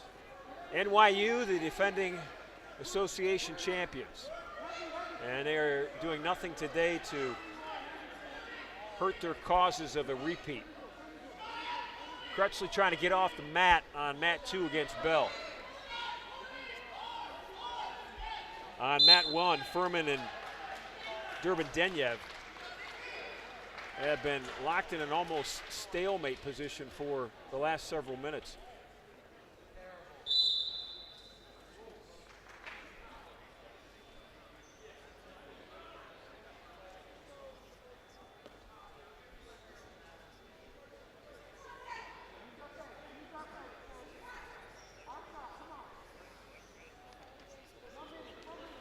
Bell and Crutchley on mat 2.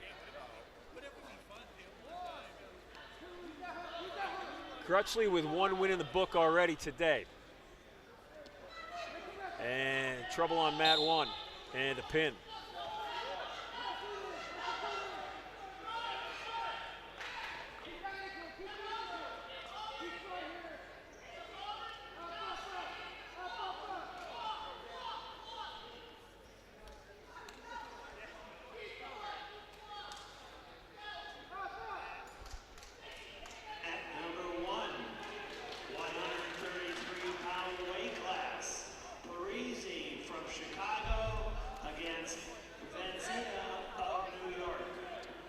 So on mat 1 at 133, Jake Venezia from NYU, the number 2 seed, who had an opening round bye,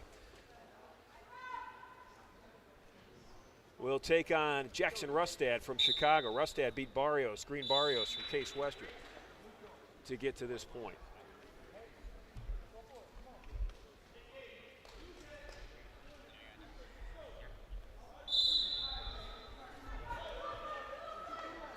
And that Bell Crutchley match still going on mat 2.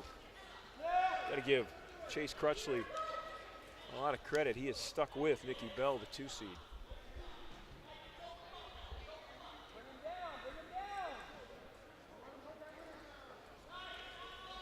Rustad in on the single, but not yet controlled for takedown points.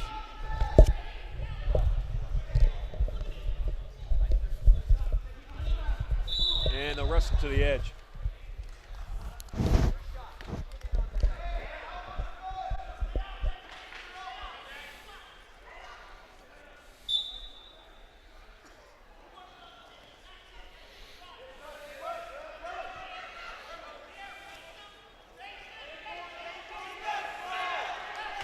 Rustad with takedown points on mat 1.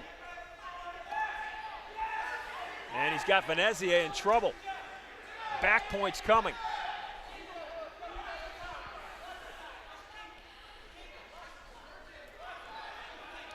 Venezia just fighting for his life right now on mat 1. Trying to get back to his chest here. He does. Gives up the 4-point near fall.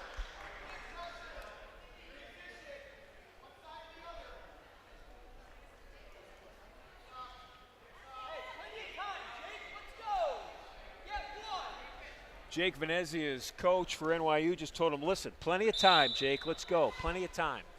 Let's get 1. So he wants, start with the escape. Got to start some, yeah. 1 move at a time.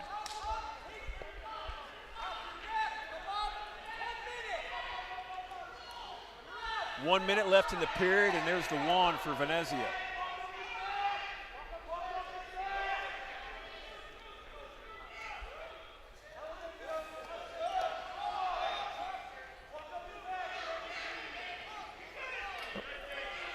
Venezia trying to hold him in a danger position there. Gets the 3.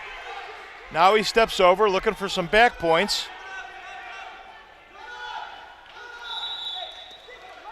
Venezia got the leg laced.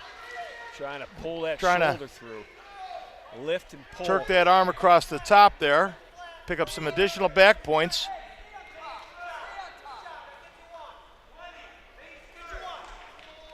And on mat 2 and advancing is Nicky Bell. So Bell, the 2 seeds in the championship final at 174. At number 2,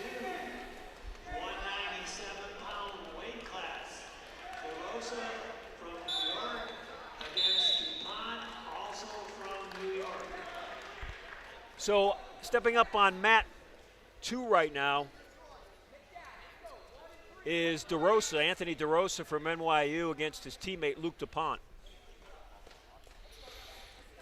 And that's on mat 2 at 197. DeRosa comes in at 10-6, the freshman, and DuPont 6-5, the junior.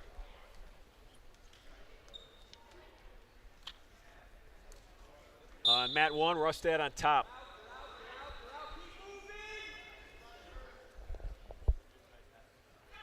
And Venezia with the escape point. So Jake Venezia has done exactly what his coach told him to do. Yep. You got plenty of time, Jake. Just, get Battle the ball back. and get that escape, and he did. That turned into a takedown and back. Take down some back points, a little bit at a time. And with a 3-point takedown and 4-point near fall, you can get back in the match pretty quickly if you're patient.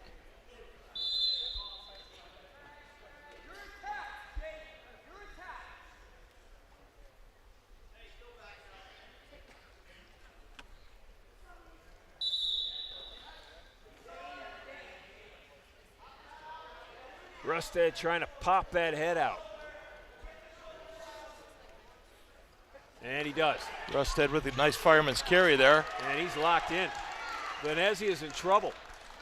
If Rustad can keep that right shoulder of Venezia down, if he can squeeze the left, just drive those shoulder blades together, and he does. Gets the fall. Wow.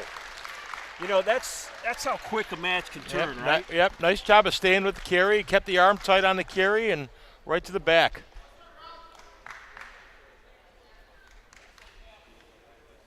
So Rustad advances at 133. Number 1, 149-pound weight class. Minden of Case Western Reserve against Saxton from Chicago. On mat 1 at 149. And these are guys trying to fight out of the losers bracket right now. It's Cale Saxton for Chicago and Robert Minden for Case Western. That is your activity on mat 1, left of your screen. And on mat 2, the NYU match between DuPont and DeRosa continues.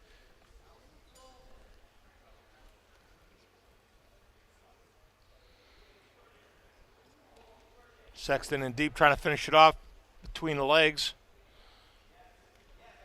And then with the drape, Sexton now is able to pop the head out. He's got the leg trapped. He's looking for look for takedown and back points here. He's got the takedown.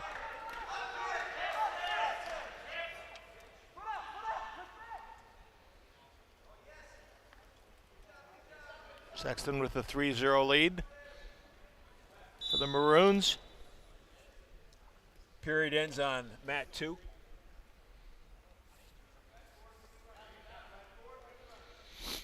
Sexton with the bar.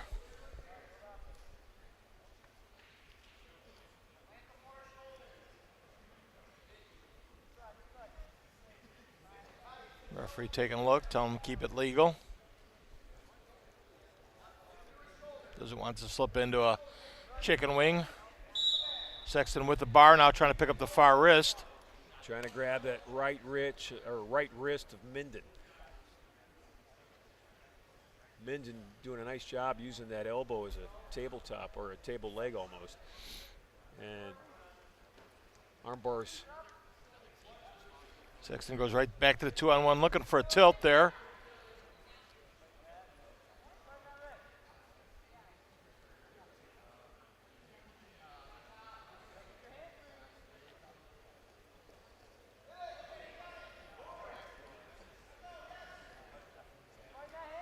Trying to tilt again, and in and out of it was Minden, although he's getting Getting back. the count.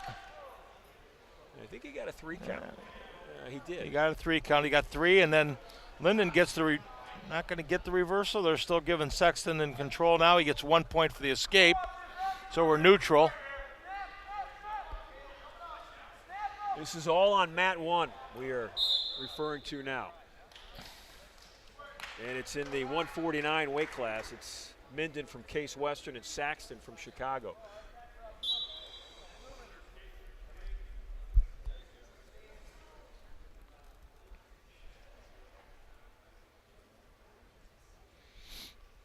Couple of NYU wrestlers on mat 2, DuPont and DeRosa.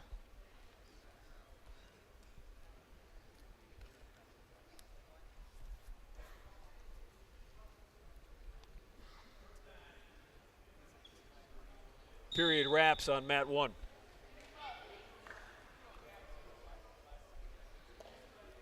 And just again, we cannot see the monitor on either mat.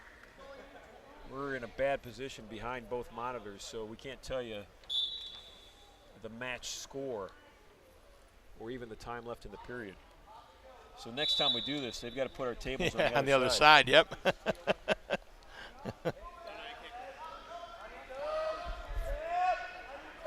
I was looking, I thought it might be on Track Wrestling. I thought it might be able to pull it up for us, and I'm not able to, so it's not on track.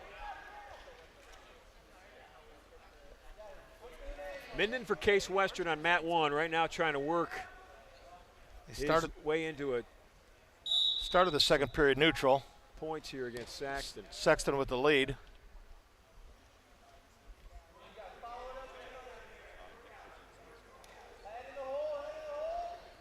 Minden trying to work the front headlock a little bit.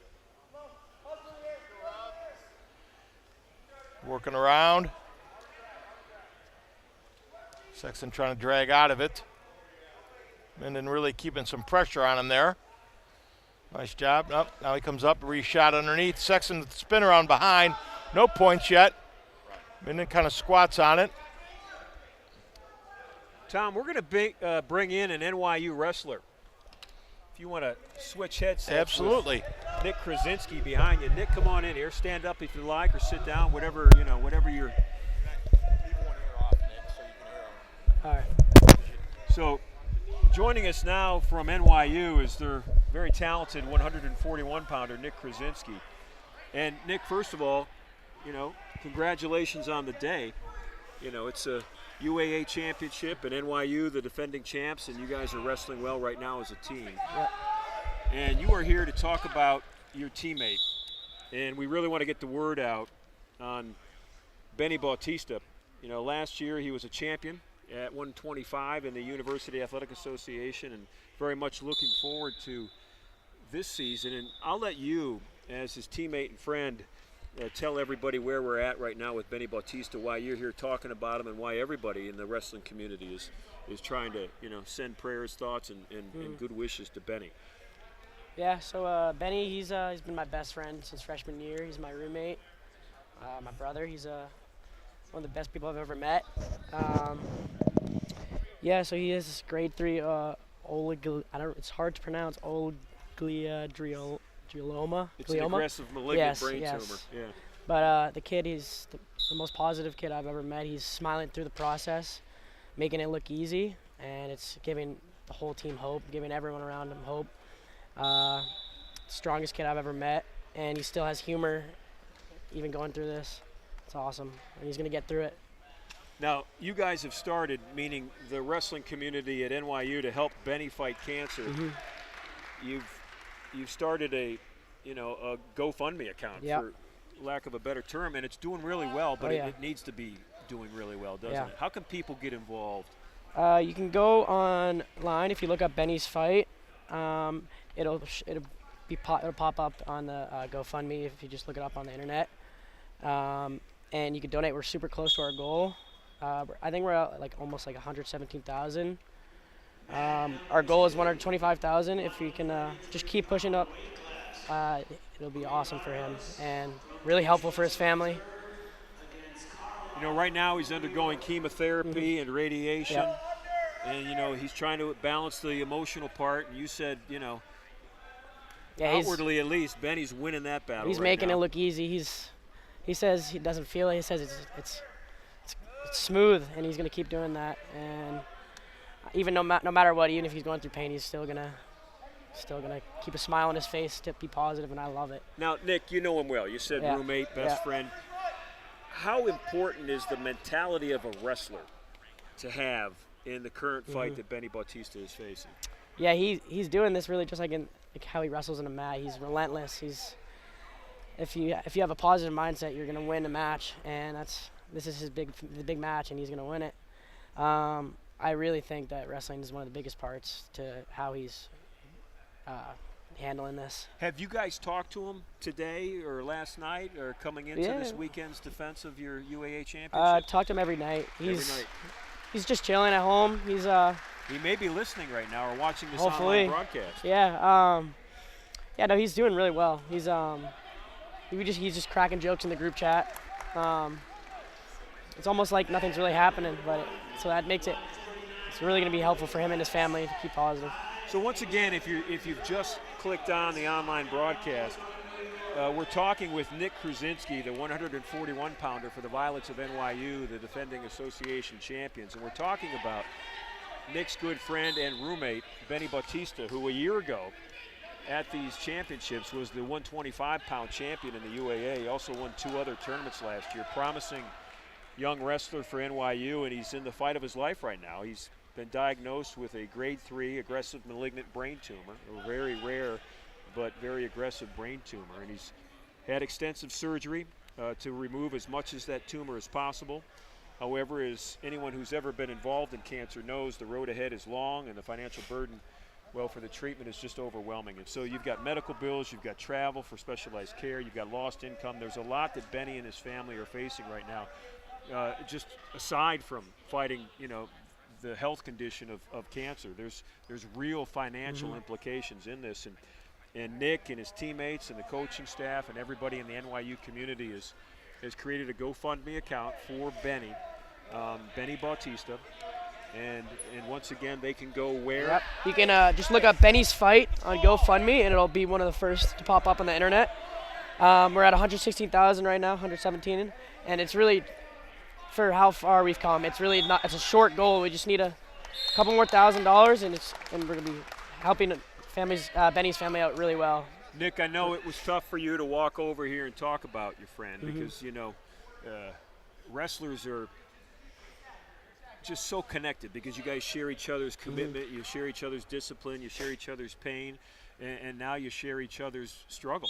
And so, we thank you for joining us. Thank you. If, throughout the rest of this afternoon, if any of your teammates want to come over and talk about Benny again, you send them our way. All right, sounds good. Thank you. Nick Krasinski, good luck, okay? Thank you. All right, we're going to get a picture here. We'll hold up the Benny's fight against cancer. Good stuff, Nick. Thank you, Nick. Nick Krasinski, the 141-pounder for the NYU Violets, talking about his teammate and friend, Benny Bautista, as Benny is in the Love the attitude. Right now. Love the attitude. You could tell that was you could not see Nick because the cameras were on, mats 1 and mats 2 in this UAA championship, but he was red in the eye. That's an emotional topic. It's clear that he means what he says when that's his best friend. Absolutely. And they're all pulling for him, and he talked about how great his attitude is. And you battle every day in wrestling, but that's nothing compared to battling cancer. And hats off to his teammates and everybody for rallying around and supporting that cause for Benny Bautista. They've got 116,000 raised of their goal of 125, so they're almost there, but not yet there. So look Benny up. Look that GoFundMe account up, and, as we all know, anything counts. Anything. Champion a year ago at this tournament. 125 UAA champion Benny Bautista. So, Benny, if you're watching the online broadcast, our best to you, young man.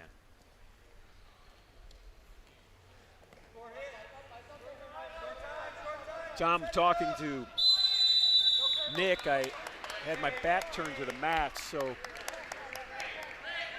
what do we have going on here right now? Well, we got Case in New York here. I think we're NYU here, and I think we got a semifinal bout here. I was trying to pick up from the announcer who we had.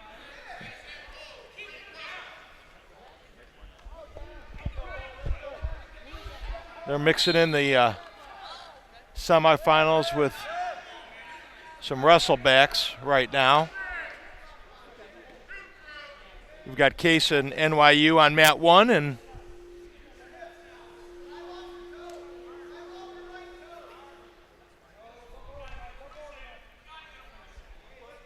Case in Chicago on mat 2 right now.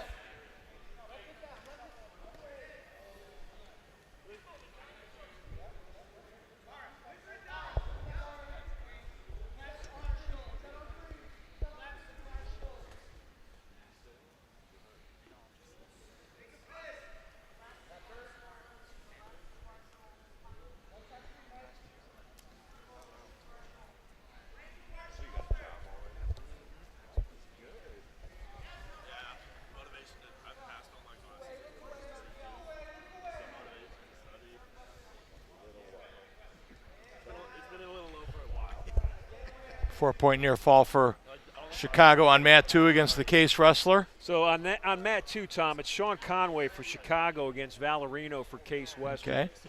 That's on mat 2 at 141 pounds. I checked with Otto Penica.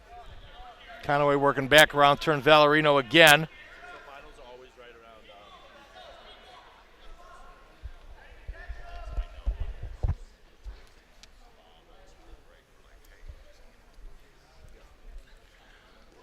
Another 4-point near fall. And here on mat 1, we've got Calvin Kai for Case Western and John Mariano for NYU. And this is in the losers bracket. Kai with the takedown.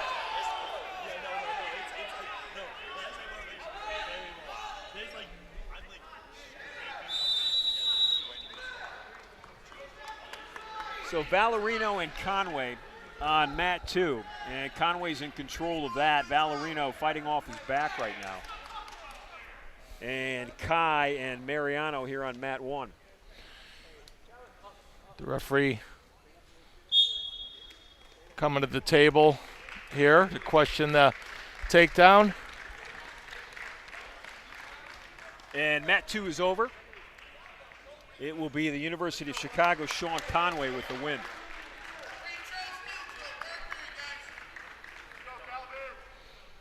The 141 class in a round robin format. The 149 that you're seeing on mat 1, that's in a bracketed format, and these two are in the losers bracket trying to fight their way back for the 3rd and 4th place match.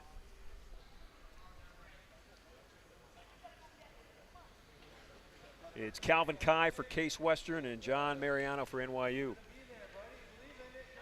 Mariano beat Robert Minden earlier today and then lost to Conley, the number 1 seed.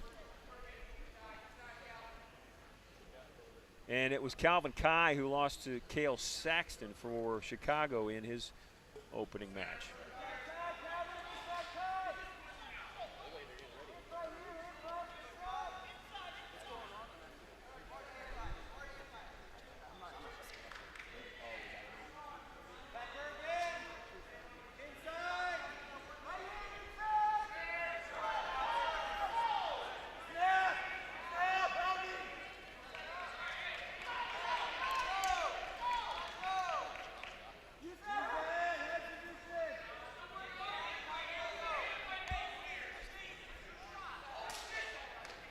A lot of hand fighting going on now between Kai and Mariani.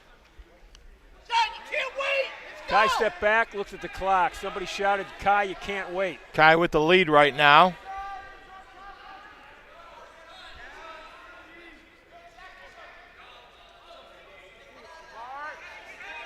Mariano checks the clock. And almost a throw at the edge of the mat. Both wrestlers highly concerned with the time on the clock right now. Right.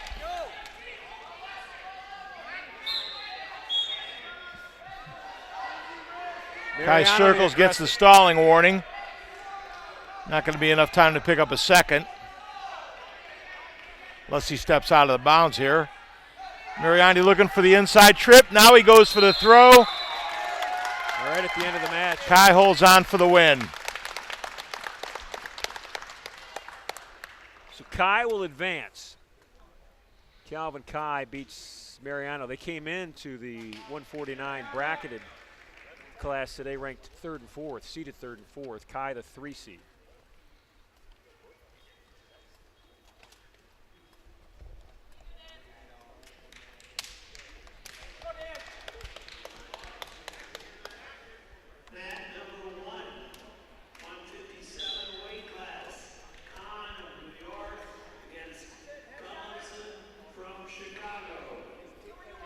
So on mat 1, we go to 157, and this is in the losers bracket. Amar Khan for NYU against Dan Gunlickson from Chicago. So it's Khan and Gunlickson on mat 1.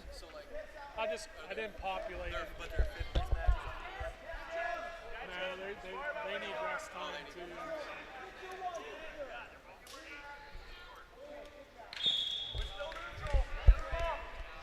Got a pin on mat 2. Two new NYU wrestlers.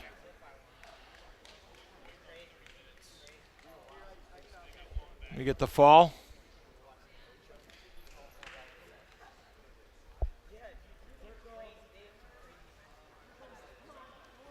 Khan lost to Wagner for Case Western in his opening round match, and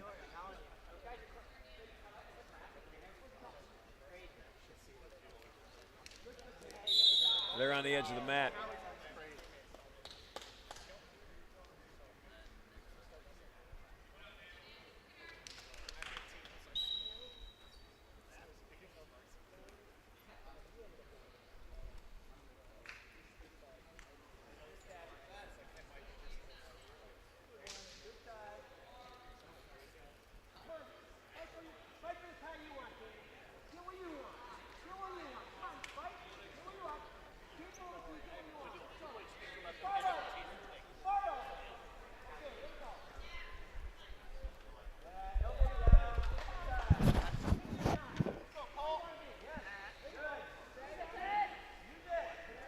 Khan and Gunnarsson here on mat 1. Khan in New York. Gunnarsson of Chicago. Over under tie here. Khan goes for the throw. Gunnarsson kind of squats on it, gets the 3-point takedown.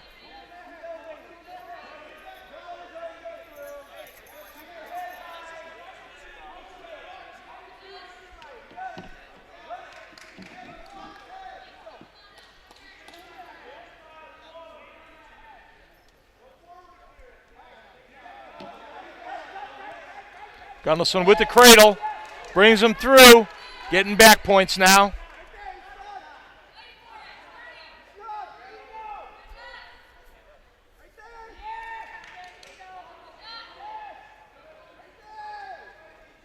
Gunnarsson looking for the fall. He's got the cradle tight. Khan breaks the cradle.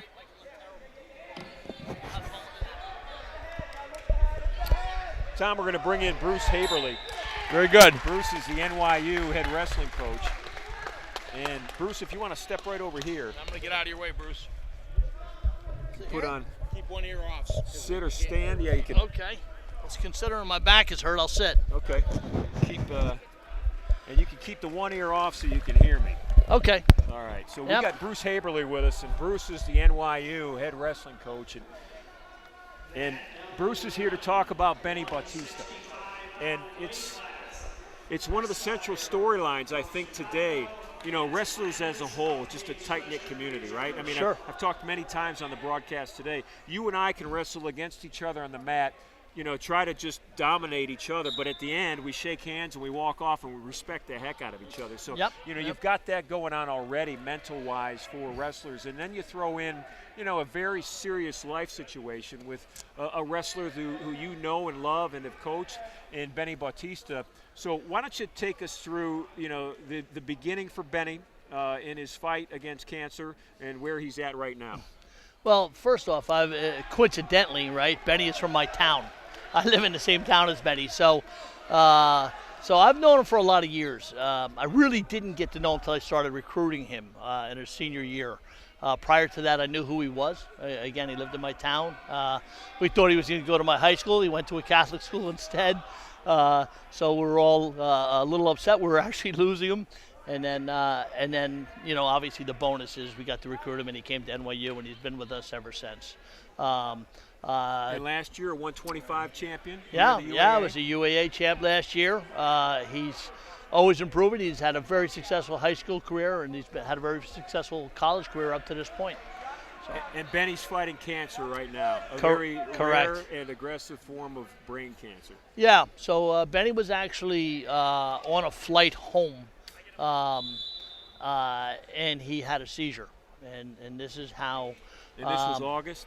This was August, correct, right. So he had a seizure, and his, they thought it was something else, maybe a parasite or something else, and they said we need to kind of look at this and maybe get an MRI or CAT scan or whatever the case might be, and they looked at it and determined, okay, this wasn't the case, he had cancer. And the team at that point decided they set goals, right? I mean, wrestlers have goals, athletes have goals, disciplined people have goals, and you guys dug right into it. Tell me about what you did. Well, I mean, it's you measure things in your life, and when something like this happens, you realize how insignificant wrestling is. Wrestling is just a little minuscule piece of life, right? And you're dealing with real people, and you're dealing with people that you deeply care about, and so it kind of puts things in perspective, right? So we right away, the families jumped on it, the parents jumped on it, everybody kind of was involved in what can we do for Benny, right? And so we put together this FundMe page, if that's what you call it, a page, I don't know. It's called Go Benny? Go. Yes, correct. And we've been raising money, and we've done an outstanding job so far. Above and beyond the raising money, I mean, you have people delivering food to his house frequently, and he's getting recognized, and I don't know, really recognized is the term, but people are reaching out and showing their how they feel about him, I guess. We're talking with Bruce Haberle, the NYU head wrestling coach and Benny's coach, and you heard the history there. He's known him all the way back to his high school days, actually his middle school days before he made his high school choice. Yep. And so let's talk about Benny, the young man. What is it about him that you've always admired, and what is it about him that he is relying on now innerly in his own self to fight through the initial stages of this current challenge? I think the one thing that everybody would say, right, and I guess you spoke to other people, the one thing that I think you will probably hear from everybody is just his positivity. Okay, he's in his mind, he just seems unshakable, and he's positive, and if you mention this to him, he tell you with a smile on his face, this thing ain't getting me. This is, I'm going to be fine with this. I'm going to handle it. Don't even worry about it. He's came and talked to me about eligibility next year. So it's great to have goals, right? Absolutely. He goes, I'm going to beat this thing, and I'd like to get this year back. Yeah. I said, Benny, we'd love to have you. So that would be special, right? It certainly would. We would love it. We would love it. But, I mean, he does everything, he's handling it with a smile on his face. He went in and had brain surgery where they moved a good percentage of the tumor, right? And in person, I asked him, I mean, how do you feel about this? Are you nervous? He's like, no, I'll be fine. And that just seems to be he's handling this situation. Very, very upbeat. Just to expand on this a little bit, he's before this thing, right? Before he's gotten cancer. He's been a positive kid, the most respectful kid and the most positive kid around. And, that this isn't a statement because, he's run into this situation. This is just who he is and who he's always been. He's always been this way. So there's that, I could say, hey, I love this kid. But I got to be honest with you, I'm not unique in that. We have 40 other guys who feel the same way. Right. And hence that's why he's a leader. That's why he's one of the captains of this team. Well, we had Nick Krasinski on, your 141-pounder, a bit back, and Nick said he's best friends with Benny, roommates, and he said the same positive stuff about just his positive mental approach. Yeah. Benny's not only helping himself, he's helping everybody else, right? Yeah, correct. The funny thing is don't tell Nick this. I don't want to upset him, but a lot of people say Benny's my best friend. Yeah. But because that's how he comes off. He comes. Everybody says, "Hey, me and Benny are very tight," and that's because that's how he treats people. Great. Bruce Haberle, the head wrestling coach at NYU, the defending University Athletic Association champions, and you're off to a rousing start today. Bruce, I know it's an emotional topic, and we really appreciate you taking the time out on a day that's, obviously a very competitive day for you to step off the wrestling mat for a moment and talk about a real life situation. Thank you. Yes, I'm happy to do so, and everybody needs to have a prayer for Benny and be in his corner, and I'm betting on Benny. Yep, betting on Benny. You can go to Go Benny. That's right. GoFundMe, and they've got some money left that they'd like to raise. So Yes. anything will help. Absolutely, 100%. Thank you very much. Thank you. All right, good luck the rest of the day. Thank you. All right, betting on Benny. Sounds like a new feature. Yeah, for NYU. I want to thank Bruce Haberly, the NYU head wrestling coach, doing a great job for not only the Violets as a wrestling program, but for one of his guys is a 125-pounder, defending association champion, Benny Bautista. Tom, one mat is inactive. We're down to one more match here on mat 1. I think they're going to take a little break after this one. And you and I are going to get some lunch. There we go.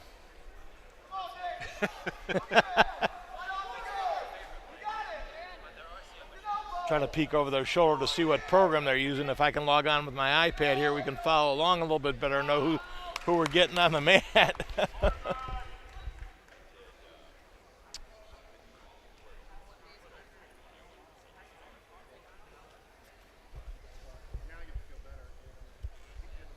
So this is 165 on the mat in front of us right now. And we've got Chicago and Case Western, and it just ended. And the Maroons with the win. It was Nick Chesser, the 3 seed in the 165. A couple of Case wrestlers here. Babick of Case and Crutchley.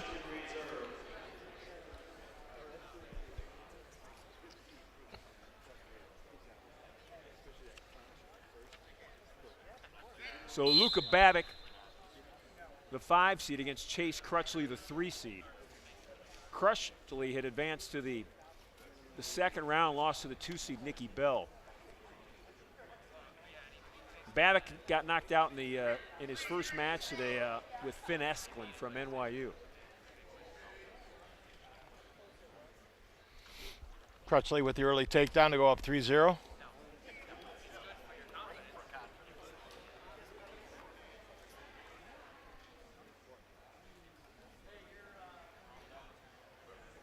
It gets quiet in here when it's just one match. You're not kidding.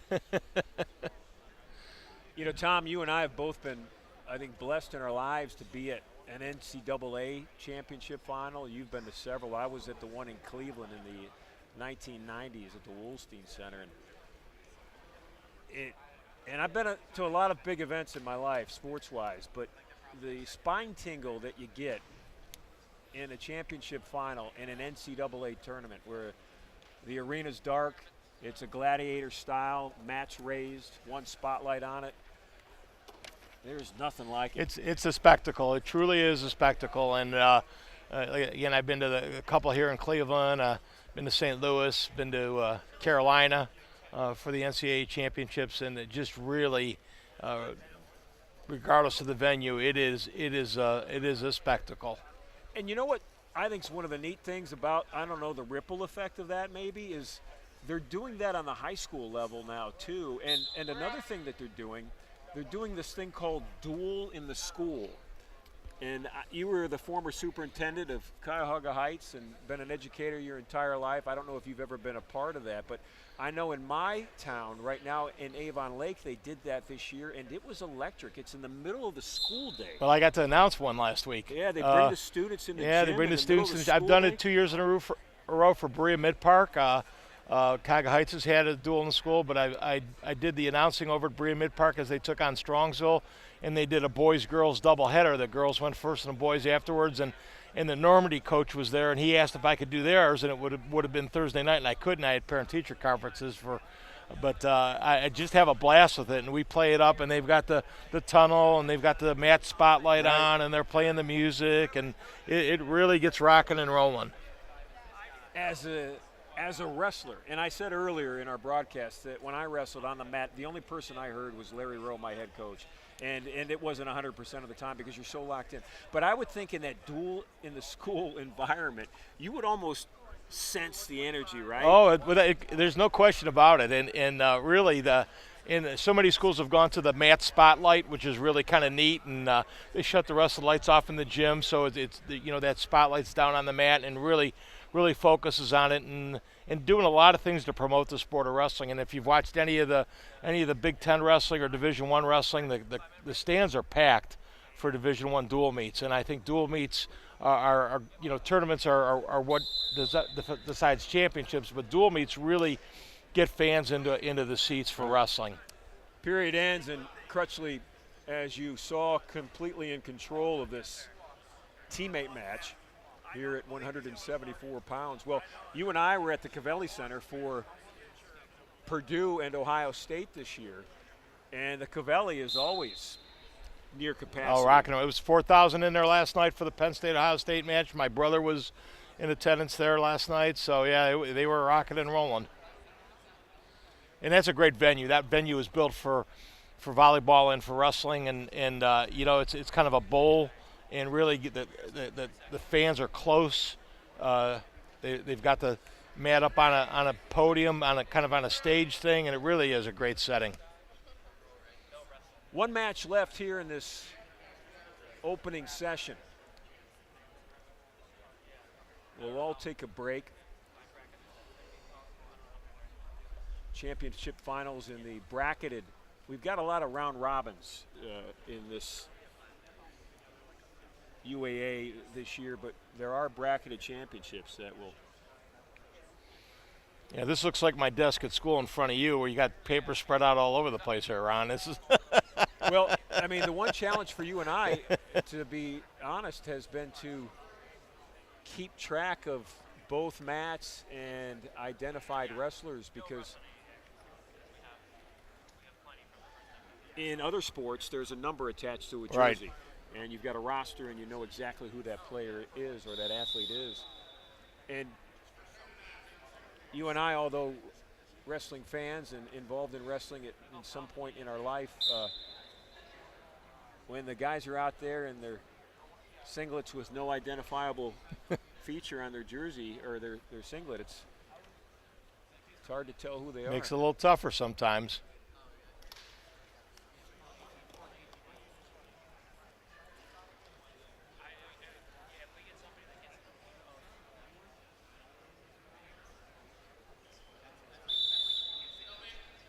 So, Tom, after this weekend, what's next for the wrestlers that we're seeing today? Well, we start tournament trails here in the state of Ohio.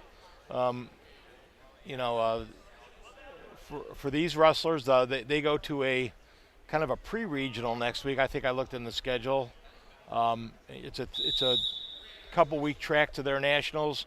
The Big Tens take place in 2 weeks, and then there's 2 weeks in between the Big Ten and the national championships, your conference tournaments for your qualifiers in Division I. So it's tournament time. Everybody's kind of honing down and getting ready. High school-wise, we start on tournaments next week, both boys and girls, sectionals, part of that 3-week journey. And as a wrestler, obviously, if you could pick your nirvana situation, so to speak, at this point in the year, you'd want to be completely healthy and strong physically. But, the attrition of a season will dictate that be otherwise. So, realistically, going into the national tournaments, regardless of division, where can wrestlers, really want to be? Well, as fit as possible, first of all, and that's where they're at, and as healthy as possible, because then the rest kind of falls where it may at that point in time. And a lot of the Division I schools all take a week off between the Big Tens and their tournaments and the national championships. Although I'm seeing that the Division III, they're jumping right into this next week, so they're getting after it in a hurry.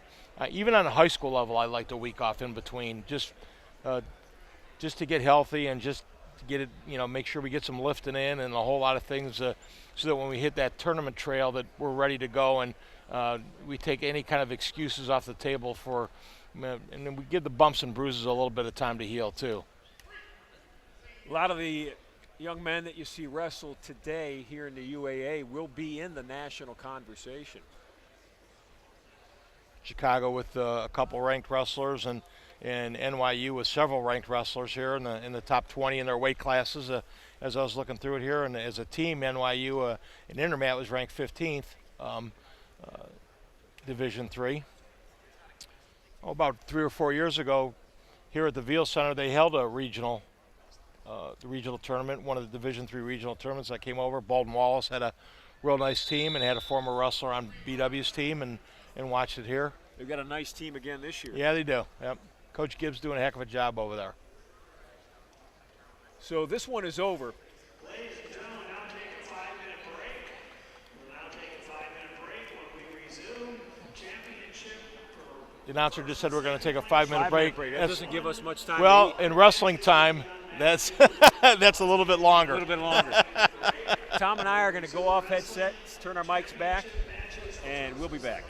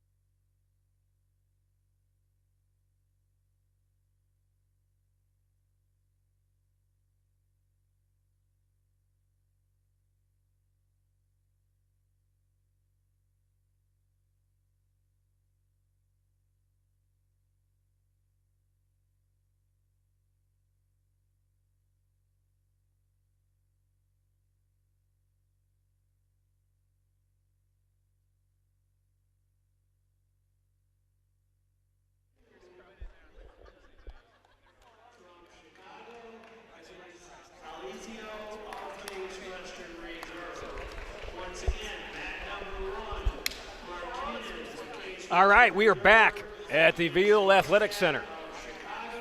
And on mat 1 in the 125 UAA Championship. In the open, so you've got the round robin format.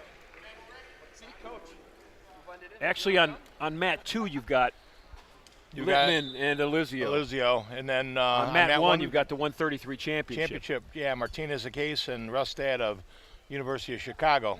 So Art Martinez for Case Western, the number 1 seed, and Rustad Jackson pulled the upset. He knocked off Jake Venezia, the 2 seed.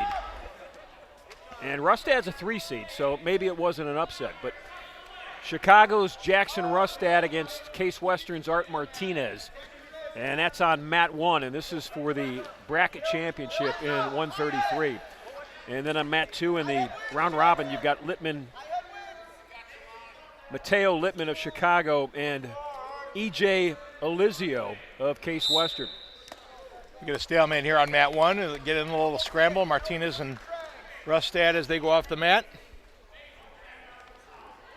Again, championship bouts are on mat 1, and some of the round robins and placing matches are on mat 2. Rustad this time in on a single, trying to bring it up. Martinez countering, shelves it across there, trying to get the inside trip. Martinez comes through the legs, trying to come out the back door, and we're back into one of those scrambles again. This time Martinez is getting his hips up, trying to finish off the takedown. Rustad doing a nice job of holding onto the foot. Martinez trying to put him into a danger position. Rustad doing a good job of hanging on there. And we're pretty close to 3 there. He's out the back door. Referee's still not awarding the point yet. Rustad still holding on to that leg. His Spartan teammates, Matt's side, want the takedown. And it's coming, I think. And there it is. Now he gets his 3. 3 points for Martinez. Quickly goes to the cradle. Not able to tie it up.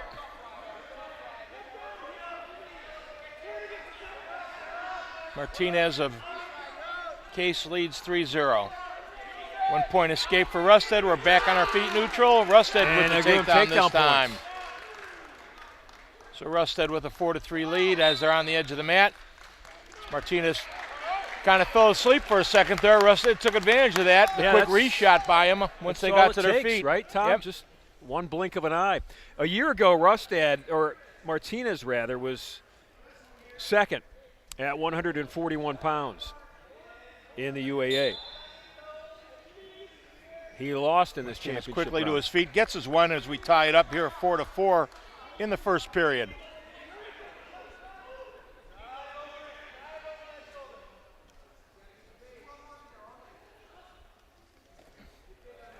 Martinez with the open sprawl, trying to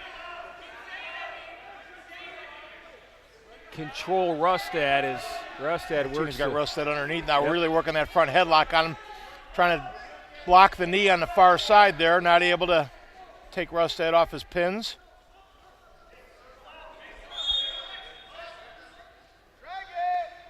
Getting down to short time here in the first period.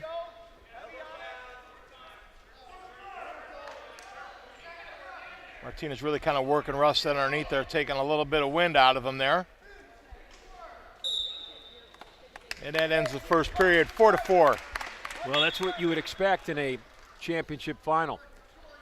So Rustad's choice. He defers, and Martinez will go down to start the second. All tied up at 4 here at the start of the second period. Again, Art Martinez in this final with a first-round bye and then a win over James Carlock in the second round. Rustad's here, the 3 seed, knocked off Alex Green Barrios from Case Western in the opening round, then beat the 2 seed Jake Venezia.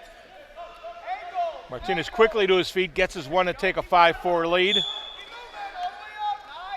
Back into that front headlock position. Rustad trying to drag it through. No luck.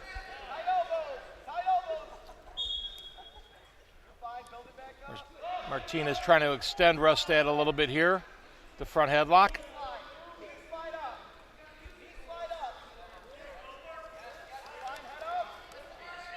during our break, we did find out that Benny Bautista's listed in out there. So, Benny, get well wishes and keep battling from Ron Janssen, myself here. Absolutely. Had a chance to talk to Tim Farrell, the Director of Sports Information for the University Athletic Association. And he has known Benny and his coach for a long time, done stories. And we've heard that Benny and others really liked the coach comment of, "I'm betting on Benny." Betting on Benny. Sounds like a T-shirt to me. It's a T-shirt. Absolutely. I'd love to have a T-shirt that says "Betting on Benny." When they go on sale, I will buy several. So Jackson Rustad, the sophomore out of Queen Creek, Arizona. Drew the stalling warning that time for going off the mat. I don't think the coach is real happy with that call. That happened right in front of the corner mat, maroon staff. Second period, seconds from ending. Both wrestlers careful right now, I would say, and waiting for, you know, that one change of balance or momentum that you feel that could lead to, you know, a quick turn. Martinez almost trying to force Rustad off the mat, see if he can draw another stalling call on him. Not able to. Rustad's choice in the third period. He chooses down, trailing by a point in the third period, 5-4. Riding time not a factor in this match. Nope, they've been on their feet.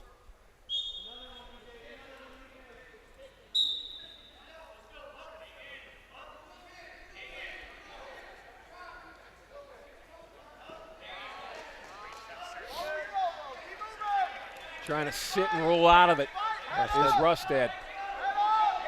Martinez pressuring in. Now pressuring forward, trying to come across.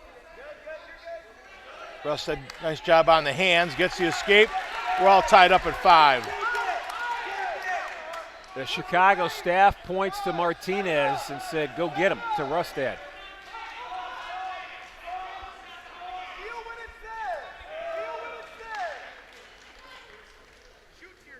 Mat 1 is the focus for us right now. This is a championship final.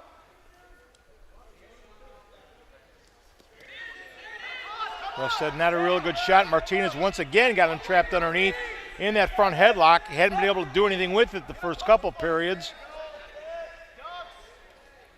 Rustad trying to drag out of it.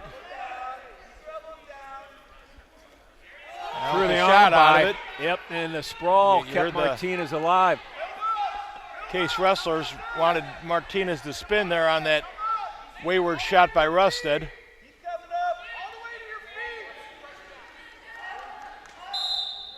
And we're we going got to get a stalemate call out of that. You don't see referees call stalemate too often in that front headlock position. Rustad with a little throw by, in on the single, trying to pull it in. Martinez with the whizzer. And he's real close. Rustad really kind of scoops it in. He's got the 3. Takedown for Rustad. Rustad goes ahead 8-5. Martinez with work to do.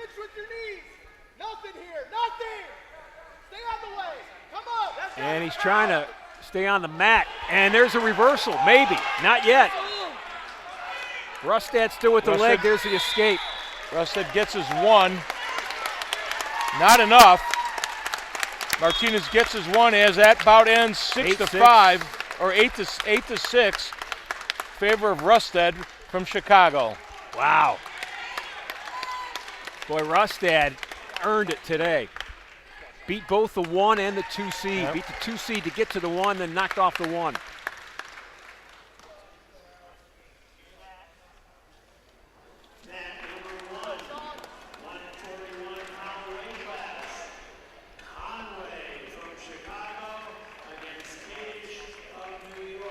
Conway and Kadish here in the championship bout at 141 pounds.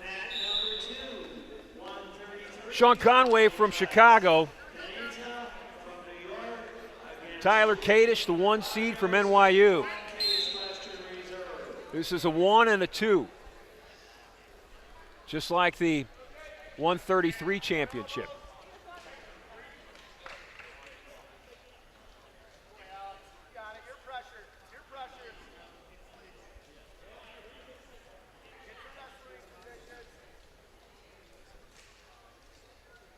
Tyler Kadish, a first-year wrestler at NYU out of Newton, Maine. They told us they wouldn't have the team scores till at the end, but I think we're fairly confident that NYU is in the driver's seat based on what we've seen today. Trying to repeat from last year's championship. They knocked off Chicago. They were 1-2. NYU had 146.5 points, and Chicago 28 points behind them. Benny Bautista was a 125-pound champion last year at 125. Talked about Benny today and his brain cancer battle. His teammates obviously firmly in his camp, his coaching staff, not only the NYU wrestling community, but the entire UAA wrestling community. You can go to Go Benny on the GoFundMe site, and you can donate to Benny's fight against brain cancer. Conway and Kadish into a little bit of a scramble here.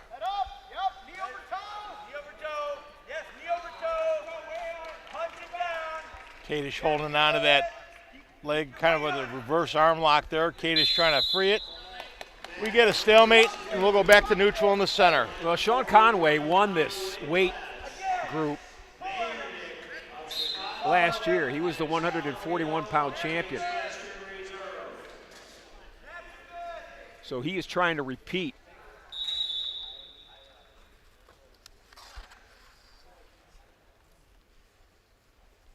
And he's a junior. So if he can win this, then he'll have an opportunity as a senior to win 3 straight UAA. Conway came in ranked number 23 in the country with a 20-8 record as a junior. Started the tournament, picked up a couple wins here. Get to your offense. Let's go.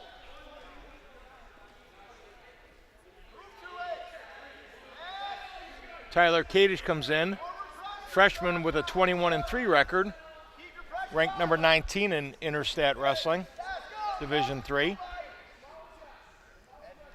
Both guys trying to work that upper body.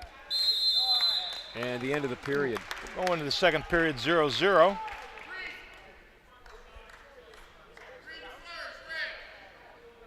So Kadish defers and Conway will go down. So I'm looking to his coaches.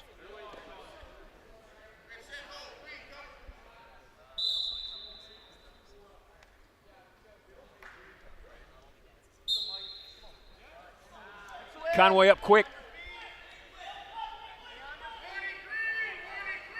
Stalling warning on point. Stalling warning on Kadish as Conway gets the escape. Now he's got his head inside. Conway with Kadish right now. Got the headlock there on his feet, looking for the inside trip. And Kadish has done a nice job popping out. Conway the aggressor at this point in the second period.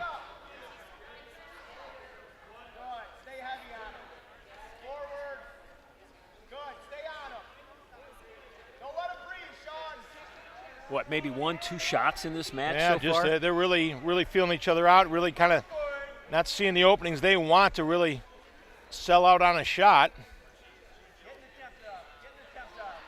Well, the discipline not to shoot just to shoot too, right? I mean, you've got to be in a place where bad shots will cost you big time against good wrestlers.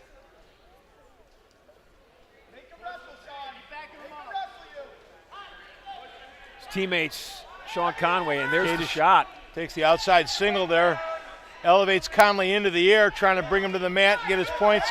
Conley does a nice job of squaring up and sprawling. Man, he really landed well. Getting some weight on him. Great balance in the air for Conley there. He's got his hips just driving into the heavy shoulders hips now. and the back of the neck. Kadish is in a tough spot there underneath.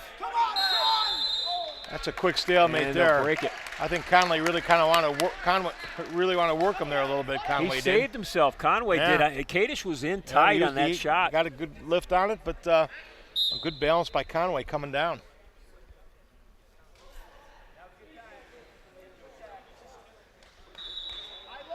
Second period, seconds away from ending. It's 1-0. Conway started the period down. Kadish deferred. Conway took the down position and escaped, and that's the only point. And the period's over. Tried that outside head shuck, and Kadish is going to go down to start the third period, trailing 1-0.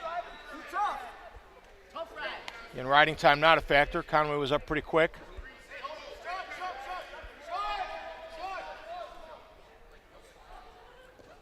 We're having a little clock problem. Now they're ready to go. They're set. This is the 141-pound final. Sean Conway from Chicago, the 2 seed, trying to repeat as a 141-pound champion. Kadish posting up. Conway trying to roll the wrist in. Tyler Kadish on the bottom for NYU, down 1-0, third period. And he's about to tie it up. Conway staying strong. So here's the example of all the weight and the pressure on the shoulders, not the hips. Conway really trying to get riding time here. So let me ask you, Tom, if you're working for riding time, why not put pressure on the hips to keep your opponent from, raising up like It's not about the hips getting up. It's got to be back pressure. The chest has got to be able to come up.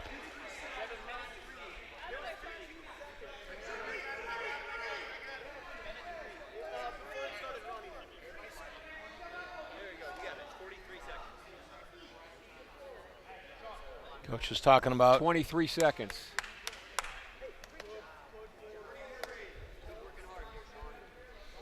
some discrepancy in the clock. Tom, I'm going to go off headset for a second to see the clock because it's, one of our disadvantages Sure. right now. See where we're at riding time-wise, too. You can peek over his shoulder there.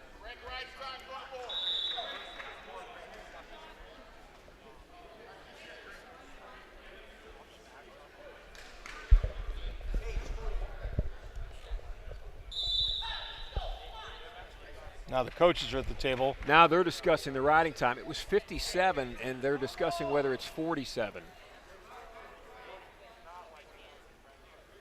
There's 1:07 left in this period, in this match. It's 1-0 Conway for Chicago over Kadish of NYU. I don't know if they switched it to 47, but it was at 57. Well, it should have been because it should have been about a 15-second, because it was about 15 seconds for Conway to escape, and Kadish gets the quick escape before Conway can get riding time. So I think we're tied up at 1-1 right now. Yep. We're tied up 1-1 right now. I don't think there's a riding time advantage. This is going to come down to that. Who's got the good shot here? Who's got the best shot to get the takedown and win the match? No takedowns yet in this match. The 2 points, guys on the bottom escaping in their respective periods. Closest probably coming back in that first period when Kadish got in on the single and got the lift, and Conway really did a nice job of coming back to the mat, and that time looking for a little high crotch. Conway kind of gets behind him. He's got to bring him to the mat. And he does. And he does. And he's got him. And he does. He gets his three. That could be the winner. It's 4-1 Conway. And seconds away from this match ending. He's got to be close to picking up riding time, too. Conway lifts. Kadish getting it at everything he's got. Conway looks at the clock and throws Kadish down to the mat, and that's it. And it'll end. He picks up a riding time point. That one will end 5-1 in favor of Conway. Double thumbs up to his coaches. And that's a heck of a match at 141. Conway over Kadish. Good bout. Next up,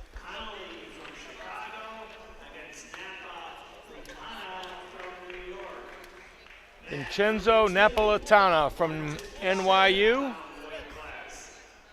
And Brendan Conley for Chicago. It's a 1 against a 2. Conley comes in 14-11 on the season.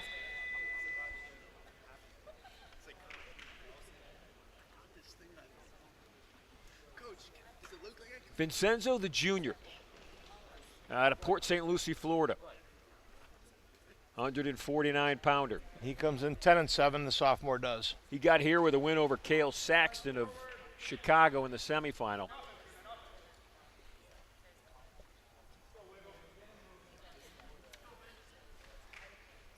Connolly, a junior out of Saddle River, New Jersey.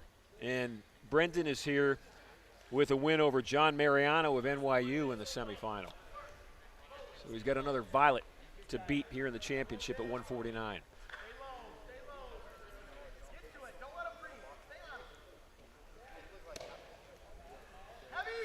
Napolitano with the shot. Trying to come out through the back door. Conley just Conley holding kind on. of got the drape on, got the tied up quickly on the ankles. Napolitano now trying to turn the corner here. Conley's neck is in an awful position right now. I think the official looked at it for just Napolitano a maybe moment. trying to put him into a danger position too. No, not really working that right now. Just really trying to split the legs and turn the corner on him. Getting pretty close here. He's got to have his three there. He's got his three. And he's going to get Going to back get some points. near fall points too. He got the takedown. He's and holding two, so he two got near two fall swipes points. in.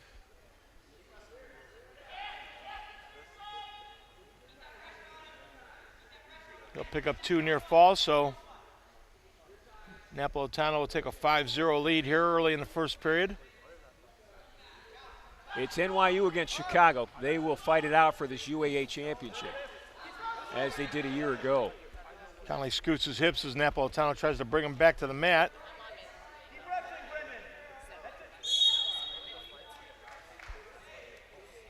They'll bring him back. Did a stall call. Stalling warning on Napolitano.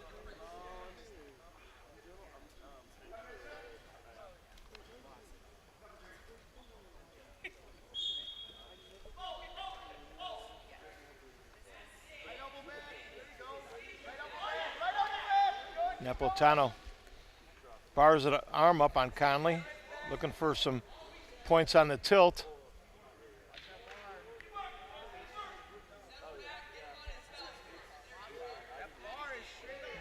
Conley doing a nice He's job doing a of great rolling job through. rolling through that. Yep. And he's looking to escape now if he can get that ankle out. Conley And to he his does. feet, gets his one. 5-1, Napolitano in the lead here in the first period. Conley trying to release his left arm right now, and he gets it out. His teammates say stay on him. So here comes Conley, down 4 points. It's 5-1 as we start this second period. Napolitano chooses down to start the second period, leading 5-1. Conley's coaches want him to drive forward.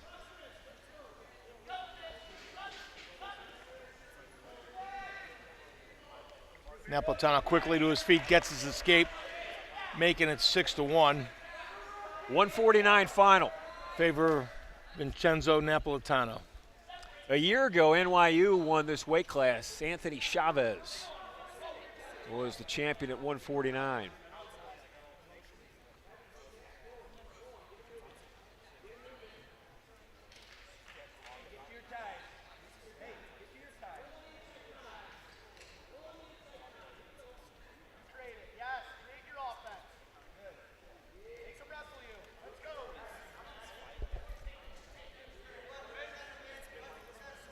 Conley with some work to do. Conley with his shot, gets the single, trying to work to the side. Shelves the leg, gets his three. And the road back has started. 6-4 right now. Napolitano still in the lead over Brendan Conley. Conley now looking for his back points. Got the arm He's got the tied arm up, and the looking wrist, for some tilt points. Napolitano doing a nice job sitting away from it. Yeah, Vincenzo's gotten that left arm out enough to grab Conley's leg. And he gets the that leads escape him out of it. That'll make it 7-1. 4, right? 7-4. 7-4 rather. Yeah. 7-4 Napolitano.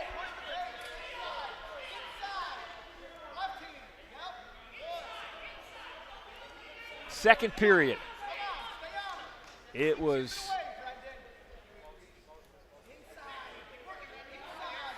all NYU early in this one.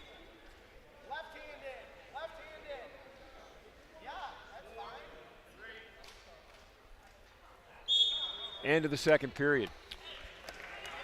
So 7-4. Violets. Conley's going to choose down to start the third. Trailing 7-4.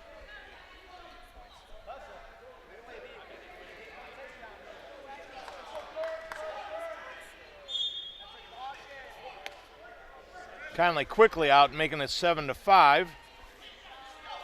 Yeah, this match is a long way from being over. For much of the first part of this match, it was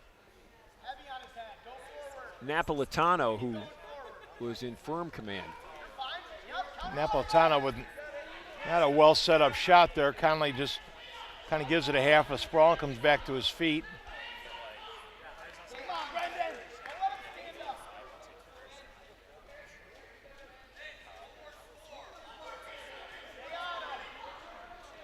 Napolitano doing a looked lot over of at backing. He's got a stalling he looked warning. over at the he looked over at the time clock too. He almost got caught looking. Kind of like trying to pummel inside on it.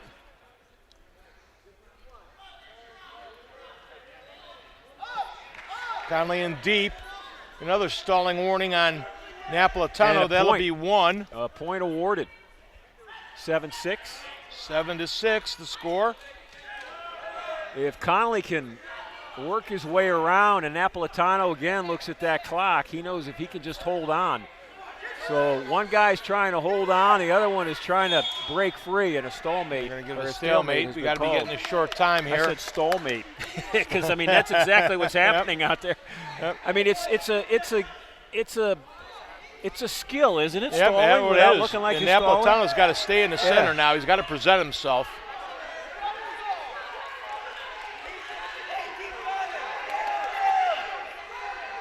Conley's got to force something though too. Tries to snap. Brendan Conley trying to find Napolitano with the late shot. magic. Blocks on the leg. That's one way to keep from getting a stalling warning. Lock in on that. Now he tries to elevate. He's watching the clock the whole time. He knows exactly what he's doing. Nice job of And he changing knows off that to he's got one this leg there to match try won. and finish this off. And it's over. He's going to walk out of it. He watched the clock tick And down. Vincenzo Napolitano is going to come away with a 7-6 victory That was a real at good match. 149 pounds. Yep. Mat number 1, 157-pound weight class.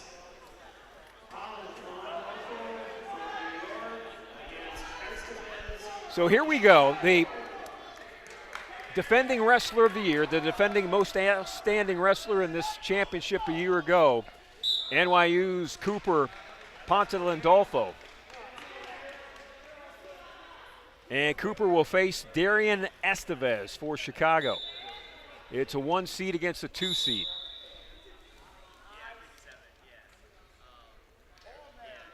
Pontelandolfo comes in undefeated on the year. Ranked number 3 in the country, Division III. In And on that quickly single on the leg. single. Yep.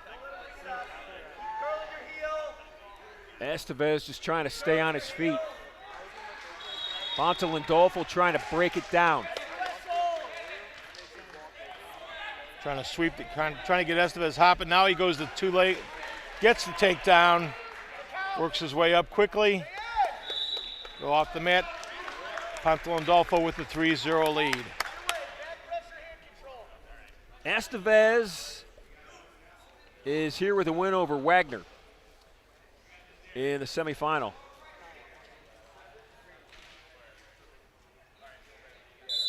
We're going to get a false start on Estevez. Caution. Gets another free one. It has been a steady diet of violets and maroons in these championship matches on mat 1.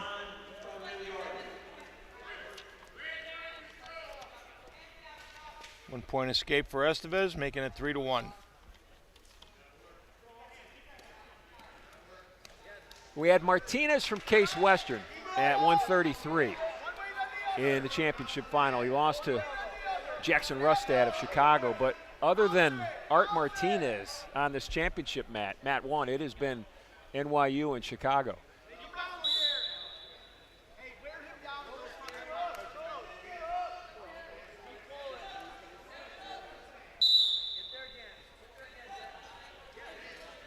Boy, that quick sweep at that left ankle and an even quicker response from Estevez.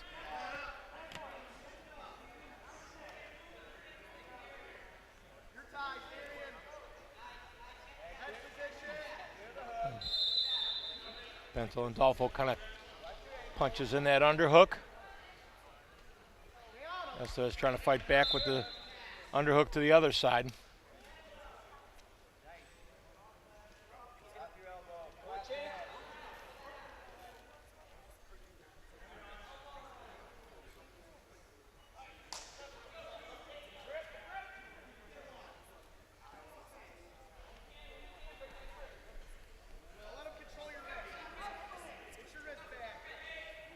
Both wrestlers cautious right now. Neither one willing to, risk something that they're not certain of. They're literally staring each other down.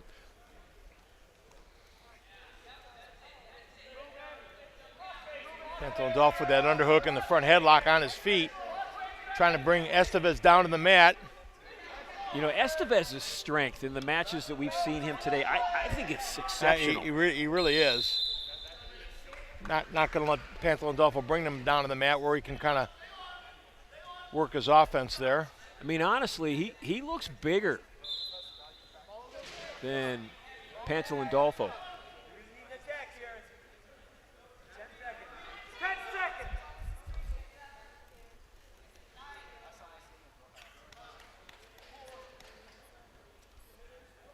And the period's about to end. So the first period ends 3-1, favor of Cooper Pantalondolfo. He gets his choice. He goes down in the second period.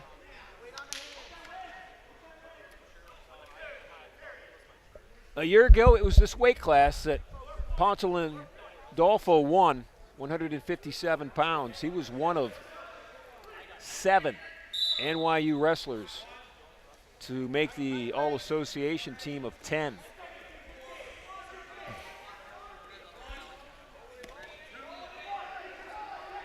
And he's coming up now, 4-1.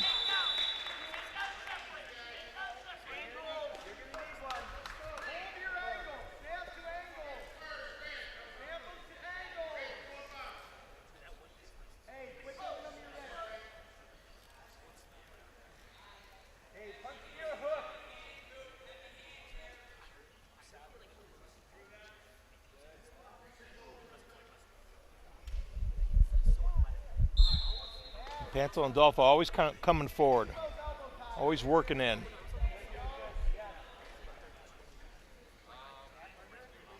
Estevez trying to work his own underhook there.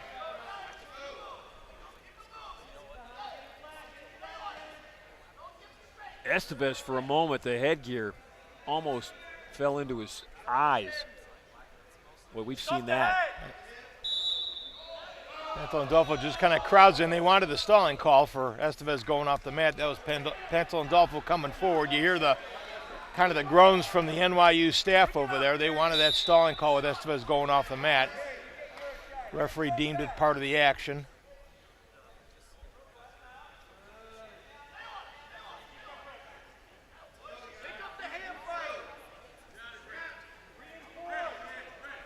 Now we get a stalling warning on Estevez.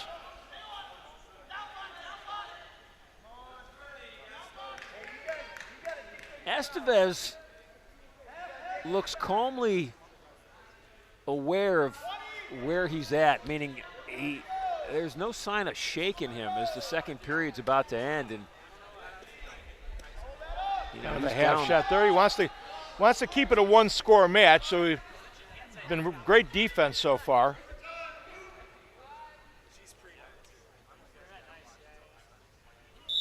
And it will be as we go to the third period with Cooper Pantalandolfo ahead 4-1. And I'm certain Estevez is going to choose down to start the third period, and he does. His opportunity to get an escape and get a point.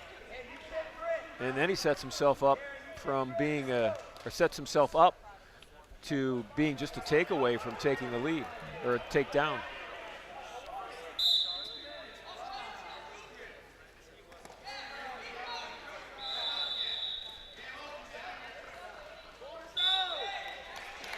Action takes him off the mat.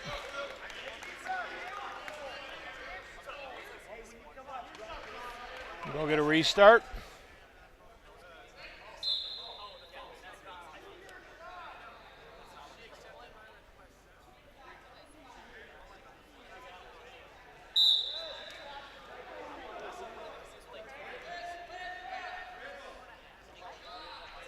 Pantalandolfo with the front trip as Trying they to get to the edge of the mat. Pull Estevez back in.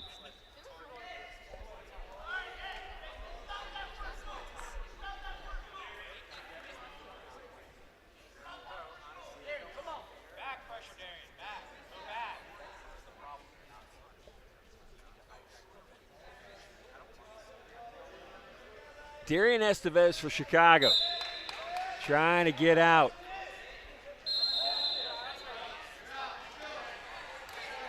Pantalandolfo's got him broken down now. He'll be able to take some time off the clock. Really pressuring hard forward here. And add on some riding time. Get the tight waist in on Estevez. Now he goes to the head lever. Really pressuring forward on Estevez. Accumulating some riding time.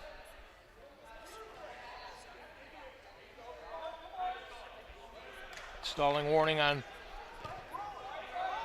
another one on Estevez.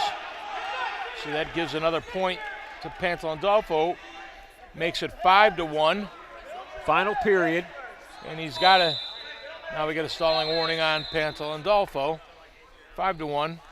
Pantalandolfo's got to be close to having accumulated some riding time by now. 157 final.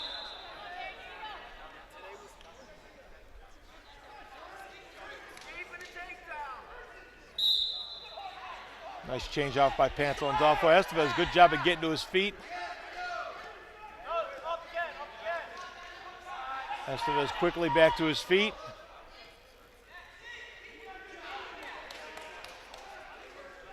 Nice job by Pantalandolfo getting him extended on the mat. Trying to. Now he goes back to that head lever. Has control of that. He had been reaching for it.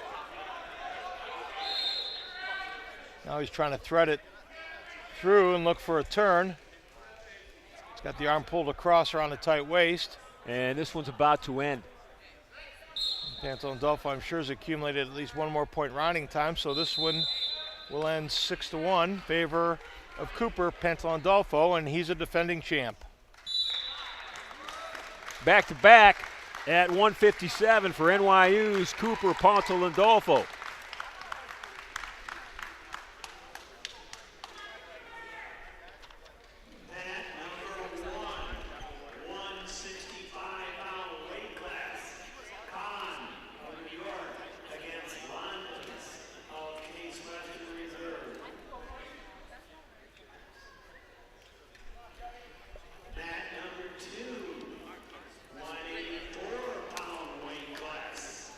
So in the 165-pound final here on mat 1, Hassan Khan of NYU, the 1 seed, against Marty Landis for Case Western Reserve.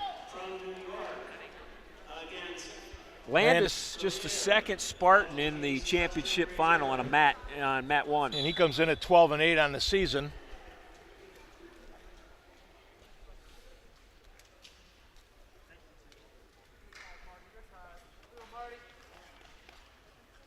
Hassan Khan, a grad student out of Elk Grove, California.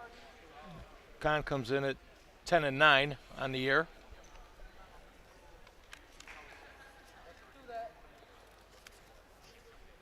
Landis a year ago as a sophomore, he was 12-11, all at 157.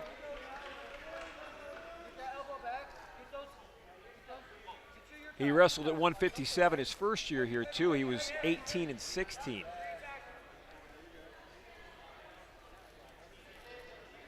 So over 40 wins for Marty Landis, now in his third season of wrestling here at Case Western. Khan in on the single. Trying to lift Landis off the mat. Lifts, turns, trying to turn the corner, gets his 3. Khan with the early takedown to go ahead 3-0.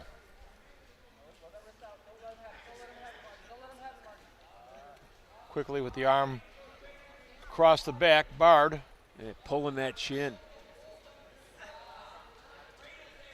He's trying to put Landis' chin on his left knee right now. What he's doing, he's trying to get that, by pulling that head to him, that pops the near side shoulder up so he can kind of lever him over. Goes back to a 2-on-1. Lots of pressure by Khan on top right now. Turns the arm bar over. Tucks Landis' left wrist at the base of his back.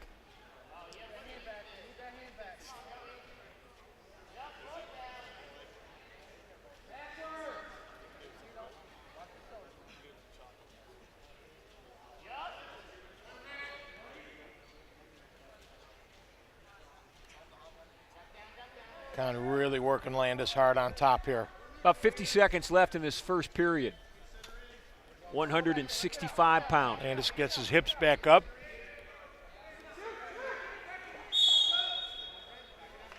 Now trying to post the outside leg. See if he can get back to his feet here.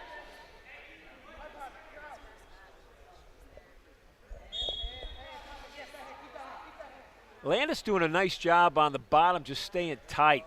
You know, not letting Khan really get inside him anywhere. Nice lift by Khan right there.